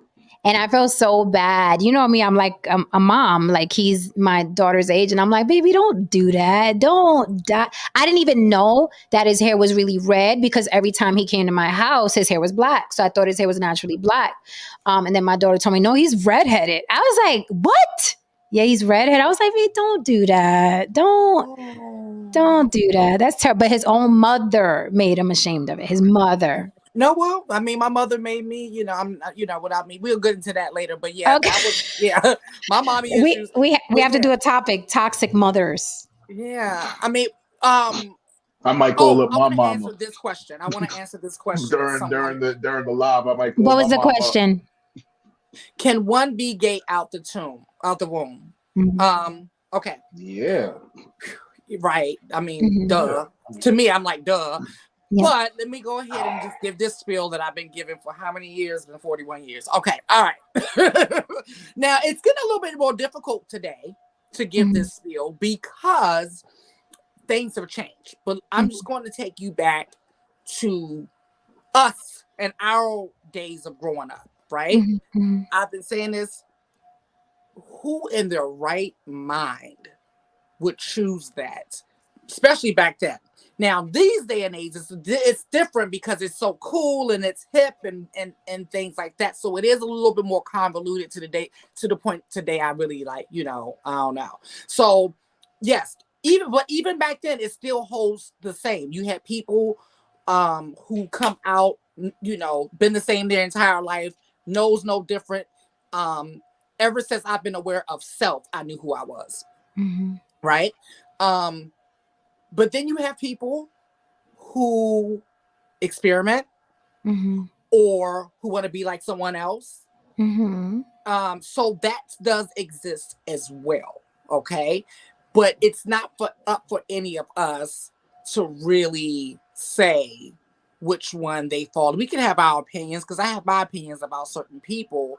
But at the end of the day, that's their life. And if that's what they're choosing to do, if they're doing it just for 24 hours, they have the right to do that. They want to be gay for 24 hours. They have the right to do that. If they tell you, hey, no, I felt this way my entire life, listen to them because that's their life. They're telling you about their life. And then there is gay on the weekend. That's what I call it. Weekends, gay for pay. I'm going to speak on this from a scientific perspective. Okay, a lot of people I know, you didn't the flunk science. You know what I mean? No, it ain't really a thing. But from a from a scientific perspective, the human, any organism, but we're just going to deal with human beings right now. Everybody across the spectrum, everyone does not need to be heterosexual. Yeah, we'll really be in trouble. And I'm going to explain to you why everyone doesn't need to be heterosexual. Go to an orphanage. You'll know why. One of the reasons why, I'm going to get to that. One of the reasons why everybody doesn't need to be heterosexual is because just the majority or a good, amount of us need to be heterosexual in order to do what? To ensure that more people are made. Motherfuckers like creating this thing where you love, romanticizing the idea and Jesusing up shit and throwing little ideas and your own ideas in there. No, it's only a good amount of people need to be heterosexual in order to make sure that the human genome continues and so on and so forth. And we have enough people who get together to make more people. Everyone else outside of that can pretty much really do their own thing. They don't necessarily I'd say it's to too many. have to I'd say it's too have many people making people, if you ask me. now to that point right there. Now, if everyone was heterosexual, that would mean that everybody would be fucking and making more and more and more motherfucking people, No, and we would thank have you. and we probably would have a resource crisis. To be totally honest with you, we already do have a resource crisis. So you know what I mean, and that is what it is. But from a scientific perspective, no, everyone doesn't need to be heterosexual, and I stand by that. No, we just need to have enough fucking people who actually fucking to make more people, and that's it. I don't really care how you look at it.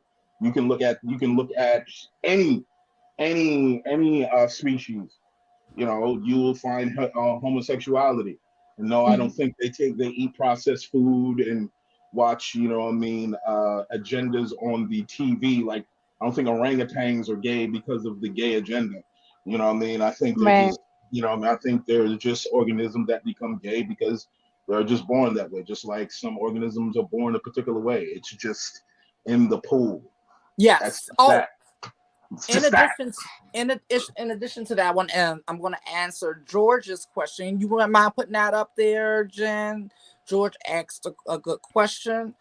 Oh no, that wasn't it. Oh yeah. Okay.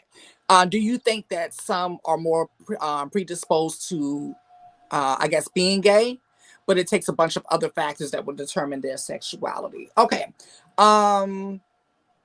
Yes and no. Going back to nature versus nurture, there are people who do come out the womb, right? But then, because I just actually had this conversation with someone earlier, that experienced what I'm about to say. And let me word this carefully because I know people will take this and run with it. There is something that will predispose someone to question their sexuality, and that's being introduced to sex prematurely. Introduced to sex prematurely. I didn't say homo sex. I didn't say heterosex. I didn't even say that even means touching. That means someone introducing porn to a child. That's introducing sex prematurely. That's messing up their head. That's messing them up. And so, but that doesn't just predispose them to being gay. What it does predispose, it could predispose them to being hypersexual. It could predispose them to not wanting to be sexual at all. It can predispose them to question their sexuality. But let me be very, very, very, very, very, very clear that everyone who is homosexual that has not been touched, has not been molested. That's not part of everybody's story. So people get those two things mixed up. So I'm glad you asked that question. And that's why I'm so big on me and Haran had this talk yesterday. That's why the one thing I have no compassion for, I don't want to hear it. I believe in cruel and unusual punishment is when it's a pedo, you know, Right. because that person, that child is going to become an adult. That person, that entity will have to carry that their entire life. Okay, I just want to say one thing for the folks some of the folks in the chat. I tried to really present a perspective, not even perspective, but a scientific, you know, presentation that was dumbed down, and you guys didn't catch it. So we're going to go with the elongated version. The scientific community generally accepts that sexual orientation, including homosexuality, is not a choice, but rather a natural variation of human sexuality. Research in fields such as biology, psychology, and sociology has contributed to our understanding of sexual orientation. Biological studies have shown that there are differences. Biological studies have shown that there are differences in brain structure and function between homosexual and heterosexual individuals. Let me read that again. Biological studies have shown that there are differences in brain structure and function between homosexual and heterosexual individuals. For example, a study conducted by the Karolinska Institute in Stockholm found that the size of the anterior commissure, a part of the brain that connects the two hemispheres, was larger in homosexual men than in heterosexual men. The studies have suggested that there may be genetic factors that contribute to sexual orientation. Psychological research has also provided evidence that sexual orientation is not a choice. Studies have shown that efforts to change sexual orientation through so-called conversion therapies are ineffective and can be harmful to individuals. Additionally, studies have shown that sexual orientation is not linked to mental health or childhood trauma. Sociological research has shown that the acceptance of homosexuality varies widely across cultures and that social norms and values play a significant role in shaping attitudes towards sexual orientation. However, studies have also shown I think, that wait a minute. I exposure, think what he meant, that it's not scientific, it's your opinion, is when you said you don't think everyone should be heterosexual. and you know what? I was saying I that think in that's what he regards, meant. I was saying that I was representing that in a sense where it was just like I was trying to dumb down, you know what I mean, my statement in regards and make it sound more colloquial. But, you know, this was actually done on studies that I've actually, you know, read up on and so on and so forth. However, I just gave you a passage. Feel free to read up on it yourself.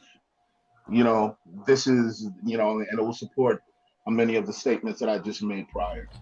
So my apology for saying that and framing it in a manner in which it sounded like it sounded as if I was providing an opinion. Yeah, he said, yeah, that's what I meant. My bad. Yeah. Yeah, that's what he meant. Because, yeah. I did want to go ahead, Lily. Well, I was thinking in the LGBTQ world, the queer world, Mm-hmm. on one hand, this is an awesome time to be queer. You know, I've got to see both sides of the world. Like the side where it was extremely dangerous every day to walk out the house. Still dangerous today. It's just less dangerous. There's way more visibility and all of that stuff. We can have these conversations and things like that. At the same time, God, we could do a whole nother topic on this, is like, because I'm so much is coming up. Well, it's coming. It makes it, because of where everything has gone, where we're at in 2023 with this conversation, it makes it even more difficult for me to educate more than ever, because it's just become so convoluted. It's not as clear as it once was, but it will take it back to what I always say, is that human beings are sexual. And so that's where I always fall at. That's my landing spot. That's my safe spot, because I don't believe in labels. I don't believe in like that whole, oh, you're hetero, you're homo, and so you have to stay there. You're gonna But that's what, rightly, that's why I feel that, and it's not for me to say because I'm not part of the queer community, but just from the outside looking in, I think that they do themselves a disservice when every 6 months there's a new label, because it's like we're trying to, the ones that do care, right? The ones that want to accept, and it's like, live your damn life. It's just too much fucking pressure. And I'm like that across the board. I'm not saying Latinx, sir, ma'am. I'm not saying Latina. I'm not doing it. I'm not doing it. Like, leave me alone. And then it makes people want to rebel, even the people that are on your side, because it's like, I am fucking trying, but you just cursed me out because I didn't address you as they and them. You are fucking insane, right? Give me your name, I will say your name. So it's like both sides need to understand, right? Like, pump the brakes a little bit, because I get annoyed at the Latin thing, the Latinx, Latina. What's the new one? What's the fucking new one? I stopped at Latinx. This is a new one. Okay, it's Latinx, Latina. And then they got Mr., Mrs., Miss, and Mix. MINX. Right. So I'm like, now it's becoming a fucking, it's a circus now. I mean, and all across the board, not just in the queer community. Like, if you're Latin, if you're kind of black, almost black, if you're kind of Latin, if you're not, if you're Ninka. I mean, I'm seeing, Latin, Spanish speaking people, I'll say it like that online, and they're arguing back and forth with, no, you're not Latin because Latin means this and that, and you're Ninkantankla. I'm like, I'm not doing it with y'all. I'm not playing with you folks. I'm not too doing it. old to figure no shit out. Trust and just Ali, remember. going. that's it. I'm just gonna Listen, start calling. labels are a young person sport. I Yeah, I'm too like old seriously, for I'm this. gonna just start calling people motherfucker. Your motherfucker is the universal term. You know what I'm saying? It's a universal safe term. And you know, And Yeah, it's not that it doesn't even come from a disrespectful place, it's but not. honestly, young people have to understand that they are more, first of all, they have more time for it. Let's start there. They've been through less than someone who's 40, 50, 60 years old. Like, when I was young, I can tell you who all the rappers were. They were all on my wall. I had the Right On posters on my wall. I can right. tell you who was who and who dropped the wood. I had the Make It Last Forever, Keith Sweat cassette tape. And when someone black died on the news, my mother would come to me, don't you know Tupac Chachu? And I was like, Tupac Shakur, ma? His name is Tupac Shakur, right? I knew all of that because I was at that age. So these kids have to understand that they, them, cis, trans, all those, like, they're at that age where they could retain all of that. They could learn it and it's fun, and they could retain it, and they got the t-shirts for it. We're another generation. And I'm like, I feel like if I respect what you do and who you are, back in the day, that was enough. That y'all don't understand where we came from. Like, we were legit getting killed. Like, we were Right, legit getting our ass beat. We were like legit right, having to fight groups of people just for walking out the door, just for going to school. So someone just, oh my God, just to be able to be respected and left alone is right, enough for me. And when I started to right. see that day, I was like, wow, I'm so glad I can see that today. I wasn't thinking about pronouns and That's this deep. and that. I'm telling you, like, I was so happy to just be able to walk down the street without no one bothering me. So that's why I'm with you and the other people in our generation. We ain't got time to remember all this. We got bills. We got there's just so much to think about. Like, it's just too Yeah, much. George, I just we're gonna have a whole show about this. I promise. We're screening Lily's movie. Lily, I would love to have young people here that are part of the queer community, I've because already we done have that. our own. Yeah, it's like we have our own, point of view because of our age, but we need some young people, the ones that be like, it's they and them. I was watching a video the other day, and there was a boy who was transitioning. He was getting his surgery, and then his girlfriend, he was talking, addressing his girlfriend as they and them, but he didn't consider himself they and them. He was something else, another label. And let me tell you, the way it slipped off his tongue, like it was like a new language, and they knew, and they were well versed. And I'm Mhm, trying to keep up. You know what I'm mhm. saying? Like, look, it is a fucking age thing, a generational thing. But there are some of us that are out here and that are much older and want to be down and want to support, but they scoff, right? They scoff at us. And that's what I don't like, because mama got an attitude too. I'm afraid, uh, Jen. I'm gonna tell you secretly. I'm about to say something I've never said out loud. I've said this kitchen table. This scares me. This really scares me. And why is because I feel a backlash coming on. And Mm, because if I'm sick of it, and and some of them are pushing our allies and our supporters away, mm, like, that's not cool. I feel mm, like eventually people gonna say fuck it and fuck you. mhm, Not because they're phobic, just mm, because I'm fed up with you trying to dictate my language, right? I'm trying my best to respect you. I'm just fucking old. Right. You know? And I think yeah, like it scares me. I'm gonna be honest with you. I feel like I'm afraid, and I hope I'm wrong, but it makes me afraid that we're gonna go back to worse than it was before. Right, because they don't know how to chill. And we saw that with Dave Chappelle, who is now literally an ally. Like he gave that, I don't know who saw his show, but he gave that whole spiel about his transgender friend. And it was so heartfelt and so genuine from my seat. It looked fucking genuine and deep. And I'm like, yo, this man gave this transgender woman so much opportunity and so much, like, you know what I mean, put her name out there and spoke about her child and, you know, what have you. And I'm like, and then there was that other transgender woman who was like, I won't rest until he's destroyed. And I'm just getting started. I was watching her video the other day and she was like, I'm just getting started. I ain't going nowhere. Now, remember that same transgender woman, what happened to her? They pulled up her tweets.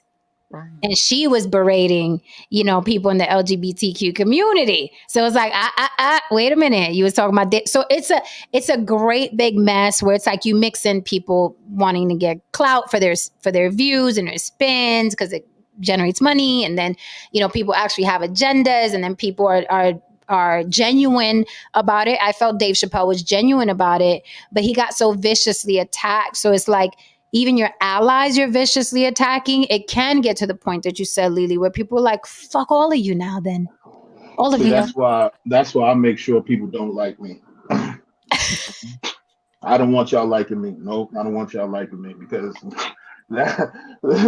when y'all pull up the whole shit, you know what I mean? It's gonna be just like water off a duck's ass. It's not gonna be shocking. You're gonna be like, right. You know. I mean, that's why I say that when people are like, yo, I love you, Jen. I'm like, wait till tomorrow's show. Exactly. Oh, I tell them that too when they say, oh my God, I love Jen. I say, you just saw today's show. This is the first show. Like, you may not like her tomorrow. Like, just wait.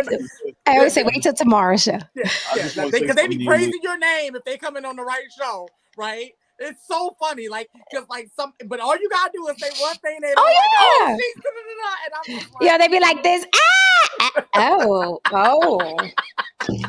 Oh. Yes, that's why I say wait till tomorrow's show before you get to liking me and sending me little Christmas cards. Wait till tomorrow. Don't do it to yourself. Don't do it unless you have super duper thick skin. That's why I salute people that come and they're loyal and they stay, because you never know when the rock's gonna hit you. You just never know. Right. I did want to answer this because it's something I thought about before. It was intriguing. Original Black said, Jen, did you get along with Dominican American women growing up in New York City? Here's the thing, right? Jen, although she was a whole banshee in the Bronx, right? I'm always, believe it or not, I'm always the last one to know that I got beef with somebody. Yeah. Do you know what I mean, Lily? Yeah. Mm-hmm. I'm always the last one to know, but I didn't know that culturally. I had to learn this, right? Because I can get along with anybody from any walk of life, right? Right. I didn't know, like when I started to see friction, like between Dominican girls and Puerto Rican girls, like in junior high school and high school, I'm like, what is that about, bitch? Because I don't have a beef with you. I don't, you know what I mean? And I got into a fist fight with a Dominican girl. It was, you know what I mean? And the fist fight was literally because it was about Hostos Community College, which is predominantly Dominican, right? And someone in the class said, there's a lot of Dominicans that go to that school. And I was like, yeah, there are a lot of Dominicans that go there. And she wanted to fight me. So we fought. And then her mom wanted to sue me. I'm like, we're in junior high school, bitch. Like, yeah, get over it. What do you want? My Adidas? Right. You want my Adidas? You want my Walkman? Right. You want my Walkman? You want my Adidas? Like, what do you want from me? Sue me for what? But anyway, my point is that I didn't know that culturally, and Dominicans could correct me if I'm wrong, if you're watching this or you catch this later or they clip it. Y'all can come up to I'm not on the block with Jenna Gmail. I didn't know that there was this kind of like this envy Dominicans to Puerto Ricans, because Puerto Ricans didn't need green cards to stay here, and Dominicans felt like Puerto Ricans didn't work as hard as they did coming as immigrants to New York City. They didn't have to work. Puerto Ricans was just parlaying, and we've been there for decades, and we took advantage of the country, and they came here and they opened up business. And here's the thing, Lily, I agree with the Dominicans. I agree with the Dominicans. I agree with right? foreigners about stuff like that too. Yeah. Right. I agree with them. They do come here and they bust their ass, and they're opening up bodegas and beauty salons and calling centers, and they're running cab companies. And so I agree with them. But there was like this thing, like this tension, like, yeah, them Puerto Rican bitches, blah, blah, blah. And I was like, oh, we got beef? I didn't know I mean, we can have beef if you like, but I didn't know. I didn't know we had beef, but beef is my thing. So let's eat. Right. Yeah. But I'm like, I didn't know I'm always the last one to know. Like, I'll be in a circle of girls and one of them would keep saying snide remarks. And it takes me a minute to be like, oh, you don't like me. It's like, hold on now. It takes me a little minute to be like, oh, that's the third one. Wait, oh, you don't like. I'm always the last one. I like that too. I don't bother nobody, and it takes me a minute because I'm like, I know I came in with good energy, so I wasn't even thinking that there was going to go down. So I feel you. Adam Hearn said a lot of Latinos think that about Puerto Ricans. Unfortunately, yeah, a lot of them do. Like, a lot of them do. Yes. So wait a minute. Are y'all? I'm just gonna ask a question. Mm-hmm. Are y'all considered the white people of the Latin community? No, Cubans are. Cubans. No, Spaniards are completely like them Caucasians that speak Spanish. Because Spaniards come blonde hair, blue eyes. So they look like freaking Swedish people, damn near, right? Or they have black hair and they do the flamenco. Like, I didn't know there was a problem between Dominicans and Puerto Ricans. Right. When I was coming up, until I was in high school. When I was, trying to get with a Puerto Rican chick, and she was like, "Don't you fuck with that Dominican bitch?" And I'm like, "Huh? Like, what's the problem?" Yes. Like, now, yeah. And then that's when I was told about the same thing you just said. Yeah. See, that is when, and there's also this thing where it's just like, I don't know which one it is, but it was like, oh, one doesn't speak correct Spanish, and blah blah blah, and who am I to say? I'm like, I don't understand either one of you motherfuckers. Well, it's different. The thing is that it's different Spanish, right? Like it's different. Well, what is the difference? What is theirs the difference? is very hard. Dominicans is a hard, broken. It's different. It's like it's even with the food. Like, we'll say pegado, they'll say con. We'll say amarillo, they'll say plátano maduro, and it's the same fucking food. So it's the same food. Violent. So it's just more violent. It's just, yes. It's a lot more aggressive. I mean, it's a lot more aggressive. But I can tell which one is which. I can just listen to the Spanish, and even though I don't know Spanish, where I can hear the hardness in it. You notice that. It'll be like, let's say a Puerto Rican woman will be like, ay, mira, yo no quiero ir para allá, porque and Dominican will be like, oye, loco, y ven acá. Y esa ratería. Y esa ratería, no venga aquí con eso coño, mira esa ratería, right? That's Dominican. And Puerto Rican women would be like, no venga aquí con eso, porque a mí no me importa, tú te puedes ir para allá con ese hombre, okay? But Dominican women be like, esa ratería, mira coño, hombre del diablo. And I'm like, oh my God, devil woman, shit, wait a minute. You know what, exactly like that? Haitian. Oof. Haitian, rough motherfuckers. Like every Haitian girl that I dated, her father was a mean motherfucker. I mean, he was just an ogre of a man. You know what I mean? And so it kind of reminds me of that. Haitian men are a different breed. So the person who helped me start YB Limited was my roommate and business partner, and we were like roommates for like 3 years, and they were Haitian, and like we were like super close. And so I was close to their family and stuff like that. And I learned a lot about the Haitian culture, and just a lot. And the men are very unique. I don't think there's no other men like Haitian men. I mean, other Haitian men will tell you that. Haitian women will tell you that. Being around them, you will tell yourself that. Like, they are different. Jamaicans and Haitians don't get along, by the way. Adam Hearn said, Puerto Ricans were more closer to Black Americans, which Dominicans didn't like either. That's another thing culturally in New York, like Blacks and Puerto Ricans, because we grew up together. Like we're wearing the same clothes, we're listening to the same music, we're going to the same salons. You know what I mean? We're in the same neighborhood, we're having babies together, and then the Dominicans came after that. But luckily, there are some Dominicans and some Puerto Ricans that it's like, yo, we're the same fucking island. We're neighboring islands. We should be getting along, but just like any other friction, right? Like light skin Black or dark skin Black. Like there's some people that be like, we come in beautiful colors and I don't give a fuck about this divide. And then other people that shall remain unnamed will be like, you know, Caribbean and Jamaicans and Africans, they ain't shit. It's all about the FBA and they come in here and they're tethers and anchor babies, right? And these are Black people that are spitting this rhetoric. So in every culture, every community, long as there's colors, as long as there's colors, okay, there's gonna be ridiculous friction, absolutely ridiculous friction. Because again, I didn't know that we had beef. I didn't know that Dominicans and me were supposed to have beef. I was like, oh, we got beef. All right, well, you know what I'm saying? let's get to it. But it didn't come from me. Yeah, it didn't come from me. It didn't come from, oh, you Dominican, because I wouldn't know, and like Lily said, till I heard them speak that they were even Dominican, because we all kind of look alike. Yeah. Right, we all kind of look alike. So I didn't know till the chick got put bass on. The women have bass in their voice. See, I Mira, hombre del diablo, y ven acá conmigo. And I'm like, yeah, they be hard. They come through. I be like, oh, yeah. You know, now that you mention it, the Dominican women that I dated and the Puerto Rican women that I dated, I'll just say, like, the Puerto Ricans were a little softer. The Puerto Rican women were a little softer. Yeah, culturally, yeah, and it's not a bad thing. I mean, Asian women are softer than Puerto Rican women.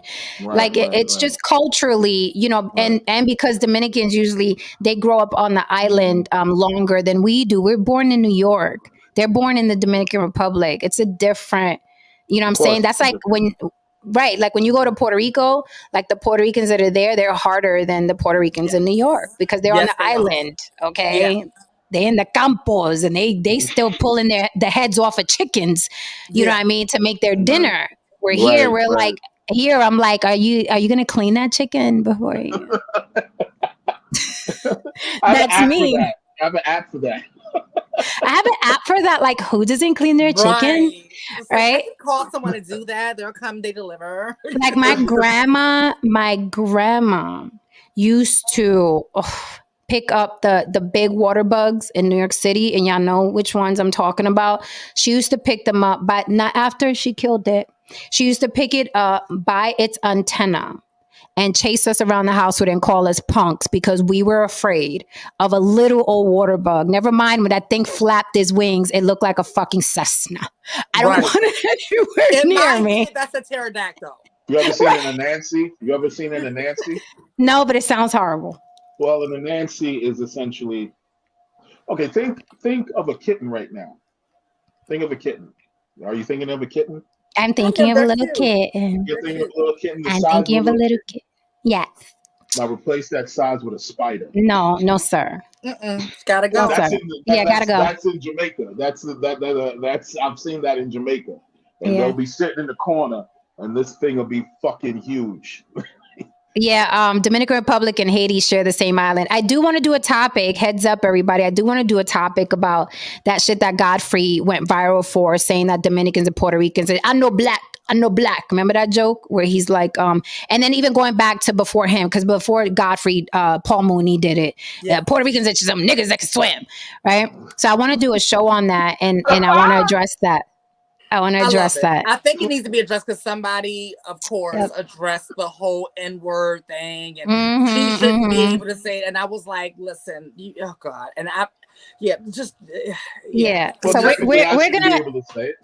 we're gonna address that whole thing, because my number one question is, why do you care who identifies as black?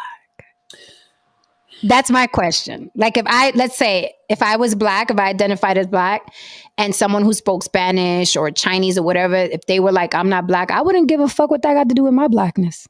That's how I would be. right? I'll be like, I don't give a fuck how you identify. That doesn't erase what I am and who I am. You know, I speak about a close relative of mine who presents as white. And she dyes her hair blonde, and she does, she's changed her name legally, okay, because it sounded too Latin, right? So she wanted to separate herself from Puerto Rican. She's Why passable. the fuck would I? Right, very passable. Why the fuck do I care? Right. Like, Right. why do I care? Like, I'm not gonna be like, oh, you know Puerto Rican? You know Puerto Rican? But like, why does she have to be Puerto Rican so I could be Puerto Rican is my question. Right. It's So we're really gonna get strange. into that. We're gonna get into that. Yeah, I don't. Yeah, because I was about to go there. I'm about to dive into that topic. Yeah, that's a good one. No, we're gonna get into that. Like, I have the video already, and we're gonna get into that. And I invited Godfrey to do this before, but he gave me a whole song and dance, and he sounded to me like he wasn't up for being challenged and stand on his square about it. He gave me all kinds of excuses, like why you want to discuss it. I'm like, motherfucker, you saying that you said it on Vlad TV, you saying it over there. I just wanted to know if you wanted to back what you said. But he gave me the runaround, and I'm not going to ask you more than one fucking time. George Cook says, Jenna, Puerto Ricans who are white as I am, I have met them before, are rare in Puerto Rico. No, they're not rare. Actually, the black and brown Puerto Ricans are rare in Puerto Rico, and they're off they're in Vieques. Yeah. If anything, the white Puerto Ricans that are like you, they're the more, they're predominantly the population in Puerto Rico. The browns ones like us with the kinky hair, like we're somewhere else. We're somewhere else. I've been what's funny is that I've been mistaken for Dominican a few times. I can see that. I get it all the time. I get it especially up here, and then in the area, and I live in a heavy Dominican Republic, Dominican and Puerto Rican area. So yeah, I get it a lot too. Like a lot of immigrants that I can tell that probably literally just arrived. Mm-hmm. You know what I mean? They literally just look at me and they get this look in their eye like, oh, it's one of them. And then he just starts spitting Spanish. They be like, oye, tigre, ¿cómo está? Oye, tigre. I'm just like, nah, I no, like, no, I can't. I'm black mixed with black. Yeah, I'm literally like, what you call it? Adam heard this is funny. He said some Puerto Ricans would claim Italian back in the day. Guess what? I had a conversation with Star just yesterday from the Star Report, and he was dying because he was talking about Madonna specifically and a lot of Italian trash. His words, not mine. He said that back in the day, back in the clubs and stuff, a lot of Italian trash females would pretend to be Puerto Rican so they can be down. So it's funny because for you to say Puerto Ricans would claim Italian back in the day, according to Star, who was boots on the ground, said, and he's half Italian. For those of you that don't know, so he's in, you know what I mean, with that base. And he said the Puerto Rican girls used to act like they would, they would wear the door knockers and they would be in the clubs and they would be like, yeah, I'm mixed with blah blah. And I'm like, okay, girl, get it how you live. Everybody wants to be something else. Look, passing ain't new. That was happening in the days of slavery. I mean, there's been plenty of folks who should have been on the plantation, but they look just white enough, you know what I mean, to escape a lot of the tyranny. And, we see it now. You know what I mean? People use certain things to gain access, social access and climb socially. You know, it's a human thing, dare I say it. Absolutely. A very human thing. It's like Lily said, class before race. Absolutely. Class before race. Cox Odia says, how are the dark ones treated? Honey, the way dark people treated all over the world. Absolutely. The way dark, even in Puerto Rico, like the way dark people are treated all over the world. Now, I will say this. There's a huge population of Puerto Ricans that are all welcoming, and they're like, it doesn't matter what color you are, just like in the Black community. But behind the scenes, you will hear in Spanish, don't bring the darkie home. You're dark enough as it is. They just say it in Spanish. Yeah. Yep. Okay. There's pelo malo, which means bad hair. Don't get with this person because then your baby's going to have pelo malo. And then there's a saying that's really big in the Dominican Republic was adelantar la raza. which is still used today, which means, and I've seen some of my Dominican friends do it, which means marry white and procreate with white so you can advance the race. That's literally the translation. Adelantar la raza, advance the race. If you sleep with a white man and have a half white baby, you are advancing the race for us. And that's still used today. Like I sent Haran a picture the other day with Zoe Saldana and both her sisters and all three of their white men standing behind them. I have another Dominican friend who has a white wife. So they still, and I'm not saying that's why they did it. Don't fucking Gmail me and don't. I wanted to mention to you, you know what I mean, in the photo though, I don't know if you saw it, but why was the biggest sister? Stupid, Adam, you stupid. Why did the biggest sister have the lowest tier white man? You answer that. This is the block. You know what I'm saying? I immediately saw like, oh, the big one got Opie. Right? Yeah. So, at least she knows her lane. Right. Everybody got Brad Pitt. She got Opie. Right. I mean, we can say it's coincidence that all three sisters ended up with white men. We could say it's coincidence, or was it a target? Because in the Dominican community, you hear that a lot. Adelantar la raza. But listen, mothers, especially ethnic mothers, Mm-hmm. are huge supporters and practitioners of eugenics. Yes. They will say we don't want no grandbabies in here that look like this, Yep. who are mentally deficient, so on and so forth. Listen, my mother said that make sure that you lay down with high IQ women. I don't want any moronic children running around here, and so on and so forth. Like, like mothers, they slyly put things in because their mentality is the preservation of the bloodline. Right. That's what they care about. Your dad is like, oh, you just find a good woman, son, and it's just, and make sure that you find a good man. And they, the mother is like, no, you make sure this motherfucker got this. Yeah, this, but it's also there's a huge part of it that's also fear and survival, right? It's like even with the LGBTQ, sometimes parents are definitely afraid of their child coming out because it's like you're about to face hell in this world that doesn't want you or think there's something wrong with you. And I think sometimes our grandparents are ignorant to like it's not like it used to be, so they pull that if the kids are lighter they'll have a better life, you know what I mean? So it comes from a fear. We're still on the plantation, you know what I mean? We're still doing this shit. So I think it comes from that as well. Jen? Jen? You just used a word that another woman that I know, we were having the same conversation, and you just used a word that she used, and she used the word survival, and it's just a reminder that women are hypergamous by nature because they are worried about the survival of the species.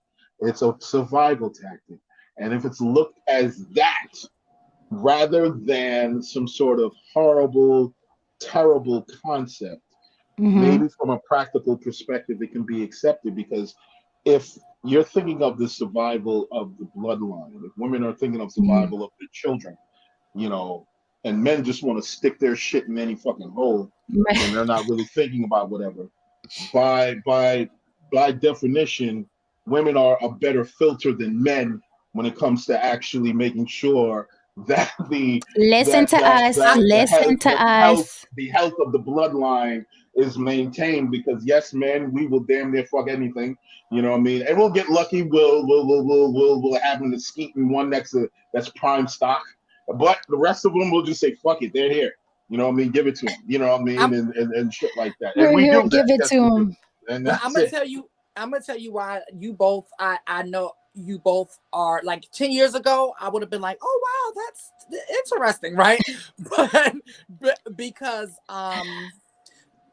doing my healing work, working on my mommy and daddy issues, that was one of the biggest conclusions that I came to with my mom, with that being her issue. It was two things.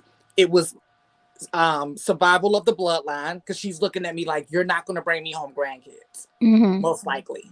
And if you do, they won't be from our bloodline, most likely. And danger. Like, I'm going to have to worry about you every time you leave out the door.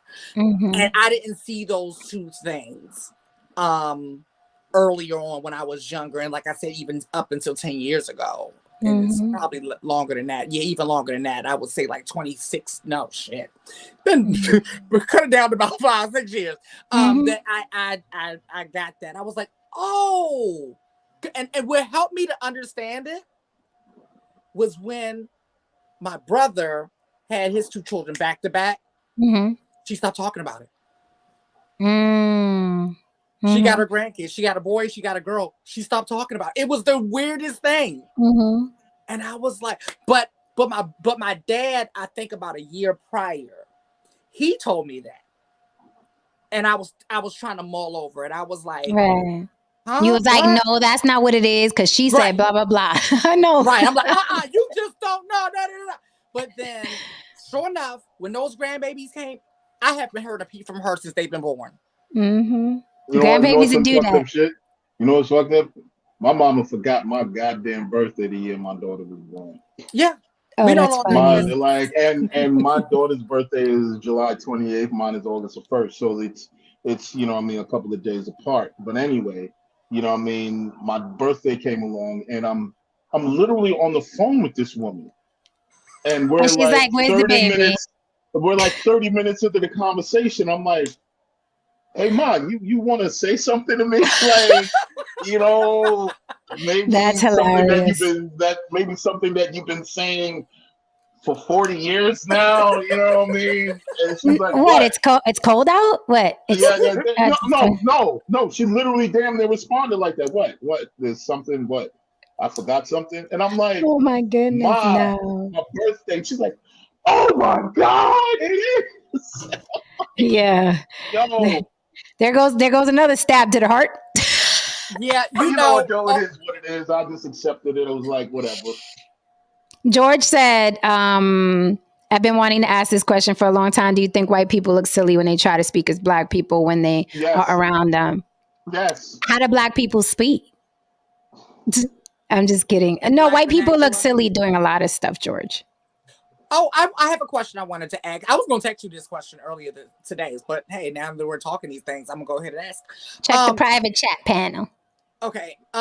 Jen, are Puerto Rican men tend to get coddled by their mothers like a lot of black men do? Okay. That's beyond. I've seen it. I've talked about that before, Lily. Beyond. They're the men that have to be treated like kings with no kingdom. Oh, yeah, you did say that. Yes, you did. Yes. Okay. They are the babies forever. And what's sad is that because this is what I witnessed. Doesn't have to be your experience. Puerto Ricans out there on the Block with Jenna Gmail, if you got a beef and you want to come up here and fix it. It's sad because the men put such an emphasis on having a male child. The women, because they're subservient and submissive, they follow wanting to have a male child, and then they project that on the girl, like foiled again. It's a vagina that just came out of me. Fuck. And then they project that on the child too. And because the men covet the sons, then the woman follows and covets the son. Right. And then it's like, we're over here. Well, just learn how to make the rice and beans and cook and make sure you're clean and everything is shiny and you look pretty when you comes home. And I'm like, wait a minute. I want to fucking learn how to drive. No? Okay. Yeah. Never mind. I'll go finish the eggs. I just want to answer a quick question. Something that says, but men aren't thinking about that. Cox is saying that he was speaking in regards to what I was talking about, women being hypergamous and they're thinking about the bloodline. No, men don't think about that, sir, because first of all, the manosphere constantly keeps telling a lot of men just to look for fit, feminine, and friendly. At what point are we discussing IQ? Are we discussing genetic predispositions? Are we discussing anything that can your child might pick up psychologically, mental illness history, all these other things? Good point. I've never seen Fresh and Fit or any of these gentlemen have these conversations. You as long as she's fit, feminine, and friendly, and she probably could be the daughter of a psychopath, It doesn't fucking matter. Matter of fact, if she Feminine has a and friendly. degree, she's damaged goods. Yes. Exactly. So yeah, Yes. so women do ask questions like, "Hey, what's your blood type? Hey, We is your do. daddy crazy? We Hey, do do. you got Down syndrome going on in the family?" You know We what I mean? do. They do ask shit like that. A lot of guys don't. Very, very great point. Great point. Because it's feminine and friendly. Beyond that, there's a lot of whole host of things that could be going on. And guess Yeah. what though? You can be fit, feminine, and friendly via surgery. Yeah. You might get a kid that doesn't look like either one of y'all that pops out. So it is what it is. Yeah. But anyway. That's funny. That's what I say about these girls that have like complete facial reconstruction. I'm like, your babies is gonna be ugly though, mama.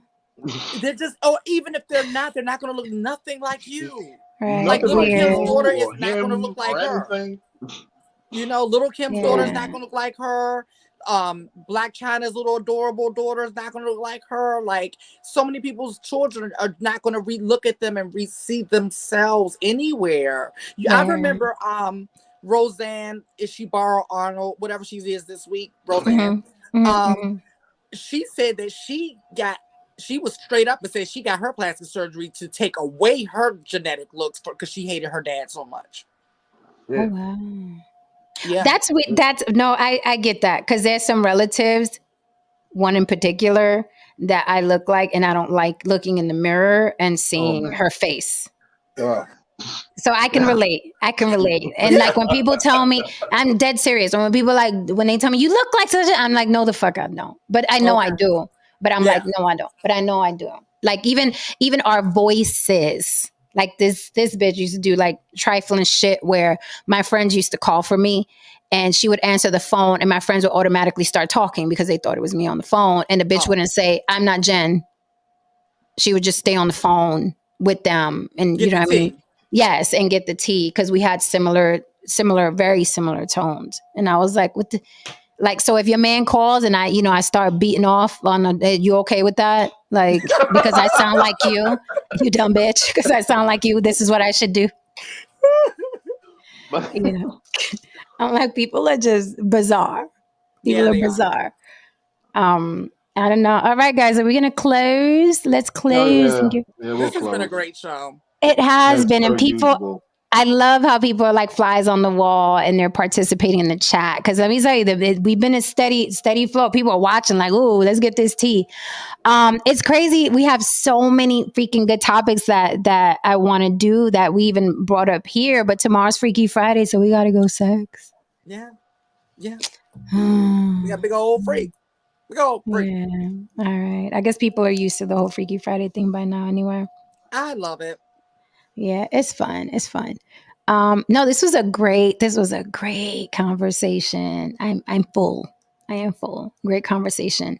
But we got some stuff coming up. We got the race thing coming up. We got Lily's film screening coming up. We got some good shit coming up. We'll see. I'm sure after I do the stream and use Godfrey's video, all the minions and the flying monkeys will go running to him and say, this girl. And then maybe, he'll say something, probably not. Which is all good. We still gonna talk our shit. Hell yeah. Yeah. Any parting words? And it's all in good. There's nothing malicious. It's just something that he went viral about, and I want to discuss it because he did mention Puerto Ricans, and I'm Puerto Rican, so I just want to throw my 2 cents in the pot.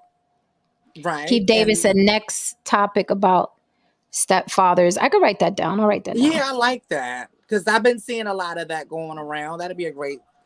There has been a lot of stepfather talk going around, actually. I think I wrote that down.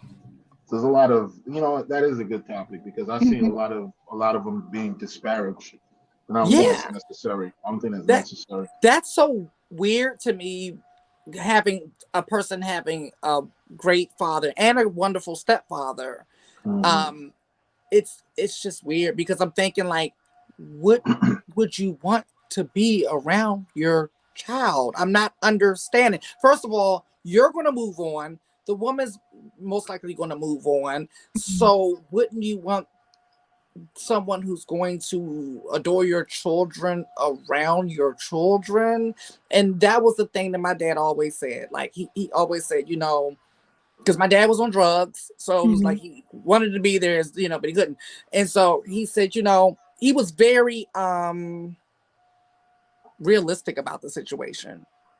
You know, he was really realistic, and he was like, the man never he was never hurt you, never hurt your brother, was always respectful, and did the shit that I wasn't able to do. Mm. He goes, and that hurts, but you know, it is what it is. So thank God. Thank God, you know, and he's still there till this day, you know. So yeah, it is what it is. But I've been lucky to have 2 fathers, so shoot. Some people don't even have one. And maybe we could get Tris up here, because I know he was a stepdad for a while. So maybe we could get Tristan. Oh wow. But what's funny is my dad ended up getting clean and then start getting remarried and started a new family like way down the line. So I have 2 siblings way younger than me and my brother that you all met, Mr. Edibles. And so, he was feeling him that night, boy. He was. He's still talking about that. He's like, "Oh my God, what the heck was I saying? Was I on the podcast?" I mean, we were saying the same shit. What the hell is he saying? I said, "Brady, you look like you." We all was like, "He look like he know what he talking about." We don't know, but you look like you know. So we're gonna go with that, right? But what's ironic is my dad became a stepdad. You know, so it happens. So yeah, it is what it is. Shout out to the stepdads out there that's doing their thing. Yeah, definitely a great topic. You know what I mean? All right, folks. So and Keith David, if you're a stepfather and you want to come up on the panel, feel free. Yep. Feel free to come up. So in parting words, class dismissed. What? I'm not gonna say I love you all, because I really don't. Okay. So you know what I mean? Stay up. Stay up, baby. Class dismissed. The cold world dress warm. Okay, so cold world, baby, dress warm. Okay. Hey, we all sign off differently. That's fine. That's yours. Tristan loves everybody, so. Exactly. And you know mine is fuck off. Exactly. Lily, what's yours? Well, you know mine is always remember to ask yourself what? Why be limited? You know, I always say that, but that's on my channel. So I got to come up with one for this one. I love it. All right, guys, be here mañana for a Freaky Friday. I'll think of something spicy for us, and we'll come here with all the bells on and whistles. All right, guys, good night. Well, I love you all. Good night. Thank you for holding me down in the chat, mi gente. Thank you for the super chats. Don't forget, if you want to support the show behind the scenes on the Block with Jen, Cash App. Hit that like and subscribe on your way out the door. Thank you for being with us here tonight. Tomorrow, Freaky Friday. Let's see what pops up for the freaks. Be on time, guys. Tomorrow at 7 p.m. Pacific, 10 p.m. Eastern. And check out my community tab. I usually put in my community tab what the topic will be. You know, we take topic suggestions. So I did write down stepfathers. If you guys have a topic on the Block with Jen at Gmail. And you could also join our panel whenever you like. Okay, but you must cam up. All right, guys. Good night.